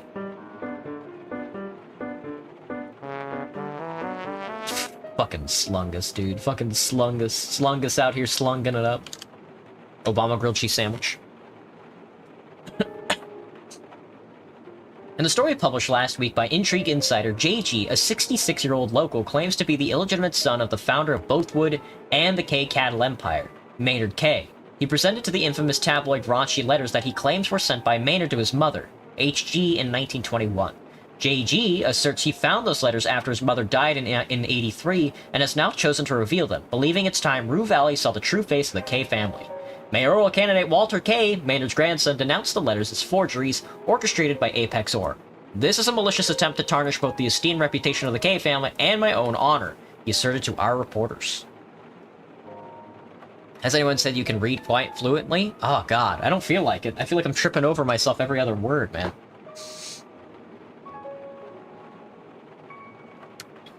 Oh, Intrigue Insider. Intrigue Insider official site is the first result. Perhaps there's an archive of old articles. Enter the website. The homepage loads, showering you with sensational headlines, local chef secrets exposed, and celebrity love triangles. Who's cheating now? I mean, I have to... I'm nosy, man. I'm nosy. Top story. Is the dumper having an affair with Isabel Watson? Oh, okay. Okay. Is the dumper... Dude, not the dumper. Did that really give me any information on it? Holy shit. An article dated March 15th, 88 mentions the statue's groin damage. Walter K. publicly insinuated that the mayor, Bill Thatcher, and Mistress Wannabe K. were responsible. Sheriff Deputy Bonnie Canis announced an official investigation. Was not a single word misspelled. What I heard, at least. Oh yeah, that's true. Hey, Amy. What should you name your girl puppet? But it's a ferret. Isabella. An article dated May 6, 1988 reports on Walter K.'s campaign rally speech, in which he casts Camilo Lopez in a negative light. He raised concerns about the integrity of the Rue Valley Historical Archive, which was, at the time, verifying the authenticity of letters allegedly sent by Maynard K. to his mistress. The letters might still be possible to find in the Rue Valley Historical Archive online. An article dated on March 2nd, 1988 reports the desecration of the grave in Rue Valley Cemetery. Red paint was used to scrawl derogatory messages across a black granite tombstone. The act is suspected to be linked to the ongoing dispute over Maynard K.'s alleged illegitimate son, J.G., who recently made public the letters he claims were sent to his mother in 1921 by Maynard K. An article dated February 1988 traces the controversy's origins. A 66-year-old J.G. claims he discovered the letters after his mother, H.G., died in 83 and now chooses to reveal them, saying it's time Rue Valley saw the K family's true face. With all the information you've gathered, you may be able to identify the alleged mistress' grave in Rue Valley Cemetery. I can actually take a look at... Yeah, there we go. We can check the historical archive online. We'll hit the graveyard, next cycle, I think. Quickly find the site, which is more like a heap of documents than a proper online archive. There are many directories with rushed or provisional labels like Sort It Later. Each directory holds raw scans and documents whose names are also all over the place. There's a shitload of things here, and no proper search engine or index of files. You can only search exact terms contained in file names and hope for the best. Reading scanned documents on a phone, I'll go blind. You can do this, you just need to guess the right term to search. HG. The result is a huge list of files whose names look like weird mix of symbols, letters, and numbers. Most of them aren't readable or recognized as valid files. How about 1921? There are many results, both directories and file names. You'll need to narrow it down. 1921 HG? JG. One file name appears, hdj.ke sharp %741921JG file. The file's name was probably corrupt when the document was saved in digital form. Open it anyway. Cherry's napping. Goodbye, party. In a partial scan of official report about the 94 Apex ore mine disaster, the details are barely visible and the document is cut in half as if the machine stopped working during the scan. Alright, 21 letters? The list of files appears: Culinary Delights, January 21, letters scan. Legal Recommendation, 21, letters scan. None of them seem like they have the information you need. 1921 Maynard. A file called K. Philip Maynard 21 photo reference appears as a result of the search. Let's tap on it. It's a black and white photo of a man dressed in riding clothes with the obligatory cowboy hat. He towers over the reclining cow, ensnared by the lasso coils. A child, matching his attire, stands beside him and looks at him. Zoom in on the child's face. Considering the facial features, the year the photo was taken, and the name of the file, this is probably Philip K., Walter's father. He looks at Maynard with a mixture of respect and fear. There are hints of recent crying, as if he doesn't want to be dressed up like that. Or it's just your imagination working, inspired by an old photo. How about the man? Based on your experience with the statue, the man is most likely Maynard K. himself. His stern look and tight lips don't say much, makes you wonder what other secrets he kept for himself. Let's type, scandal. Wow, the list of found files goes on and on. A lot of scandals for this small town. Better add another word. Scandal 21. A file named News Article Scandal 21 Scan appears as a result of the search. Let's try it. It's a newspaper article about a corruption scheme that reached the highest echelons of the Ministry of Wealth Preservation. Several capital projects were planned nationwide, and specific individuals were accused of taking bribes in exchange for certain companies to be employed as contractors. Bothwood is mentioned as one of the places where questionable investments were planned. The K family is not mentioned, though. Those investments were unrelated to the cattle business anyway. Maynard must have paid someone to hide it all under the rug. Aye, he must be very connected to Guy, that he managed to keep himself and his business out of that kind of trouble. Be that as it may, this is a dead end. You need to look at other alternatives. Let's try scandal letters. What'd you miss? God, dude, we are searching an internet archive. Just more raw valley. Just more raw dog in it valley. Several files called K bankruptcy scandal letters, numbered 1 to 17, are shown in the result list. That could be interesting. You quickly check through the files. The letters are from 66 and were sent by various residents of Rue Valley as a sign of support to the K family. They all state how scandalous it is that the K cattle empire went bankrupt. They will pray for Philip and his family. Maynard is mentioned more than once, and you get the impression that the undertext is something like, while he was alive, this would never have happened. Check if any of the letters have HG as a signature. Smart, there could be a lead. Unfortunately, all of the letters are handwritten, and the signatures are barely readable. Type Maynard. There are a lot of results, so you need to focus your search a little bit by adding another word. Maynard 21. The search yields a file named New Year's Eve, Maynard 21. Let's try it. The newspaper report covers a New Year's gala dinner hosted by Maynard and his wife, Lucretia. Fuck. Be at dawn or midnight? Good question, Graham. I think maybe dawn? I guess that's the start of the day. Time check. The article lists all the notable guests who attended, details the food, the drinks served, and praises Lucretia's a splendid appearance. Check if any of the guest names match the HG initials. Of course, hidden in plain sight. Not this time, though. None of the named guests share those initials. Excuse me.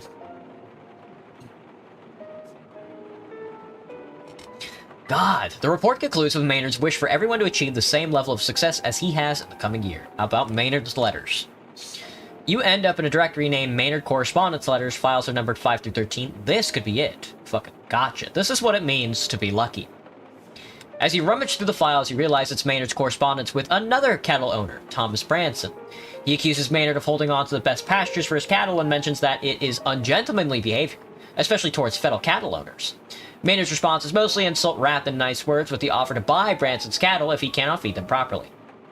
I guess he's not very liked by other cattle owners. Well, he did accomplish a lot. Rarely can you do that being polite all the time. How about Maynard JG? You find several files with those words, but all the names end with random symbols. That usually means the files are corrupt. The directory where those files are named is named K Finance Reports 007 or 077. I don't need the information. Funny how finance reports are corrupted. You might come back to it some other time, but not now. Whom are you kidding? Not ever. Maynard's mistress. You find nothing. The most direct approach does not always yield results. It's a stupid... It was worth trying. Whatever. You should explore other options. Yeah, I don't think I sneezed. How about we try fucking something else? Let's just type mistress. There's only one search result. A file named Mistress Today, Ruin Tomorrow. Article.scan. It's definitely not what I'm looking for. Let's fucking read it.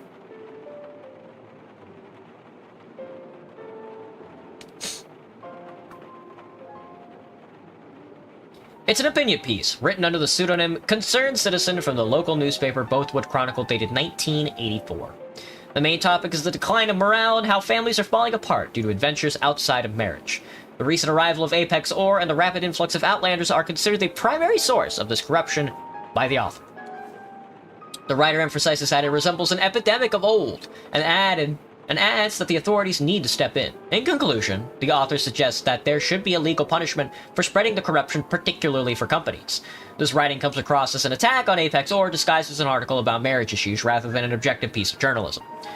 Now, why someone would write something like this, let alone keep it in their archive, is anyone's guess. Who knows? Who doesn't love good gossip? An archivist doesn't need to ask if it makes sense, they just need to archive it. They are people, not machines, and yet, if a human fails, the machine can only fail with them. I'm all out of ideas for now. Let's come back when you learn something new. God, dude, that one gave me a fucking headache! Oh.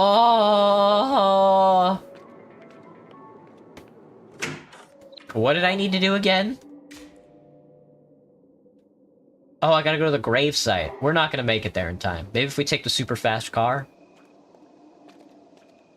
Anyway, I'm gonna hop in and head north.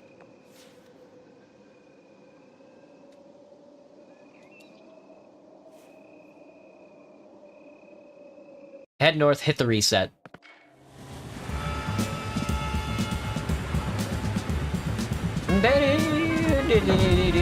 I like how it's behind me. Keep driving, Slick. As the fiery sky catches up to you again, you see something in the distance. It's hard to make out, but the road leads to a tunnel, some mining equipment, and a car before it. There's someone next to the car, but even with the car, you can't outrun the loot. Not unless you start driving before the sun sets. Your fucking head turned to ash, dude.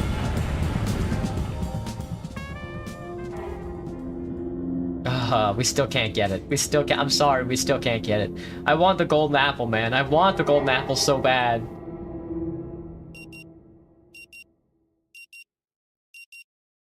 Time to wake up, folks.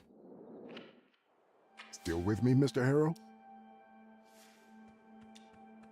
You can wait till next session, You Doc. should go and check in at the office. Doc, it can wait till next session. Let's chill out.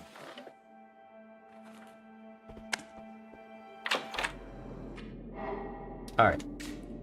The guy listening to the loud music at the ranch house is Alex K. Probably.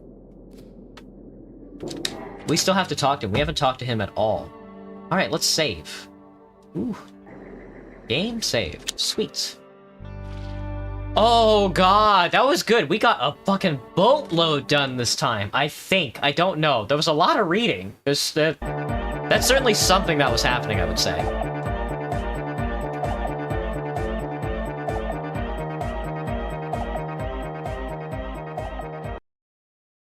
Oh, the music stops. That's why.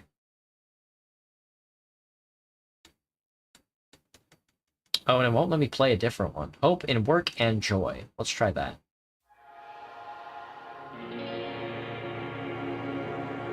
La Revachol. Martinez Terminal B. Something like that. Holy dude. Give me a second. I gotta find a good song to end the stream on.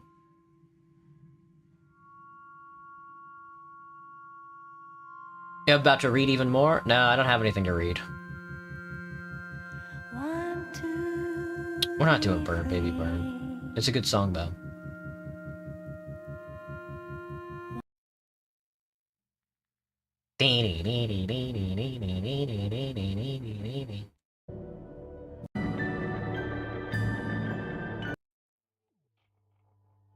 Le Instrument of Surrender.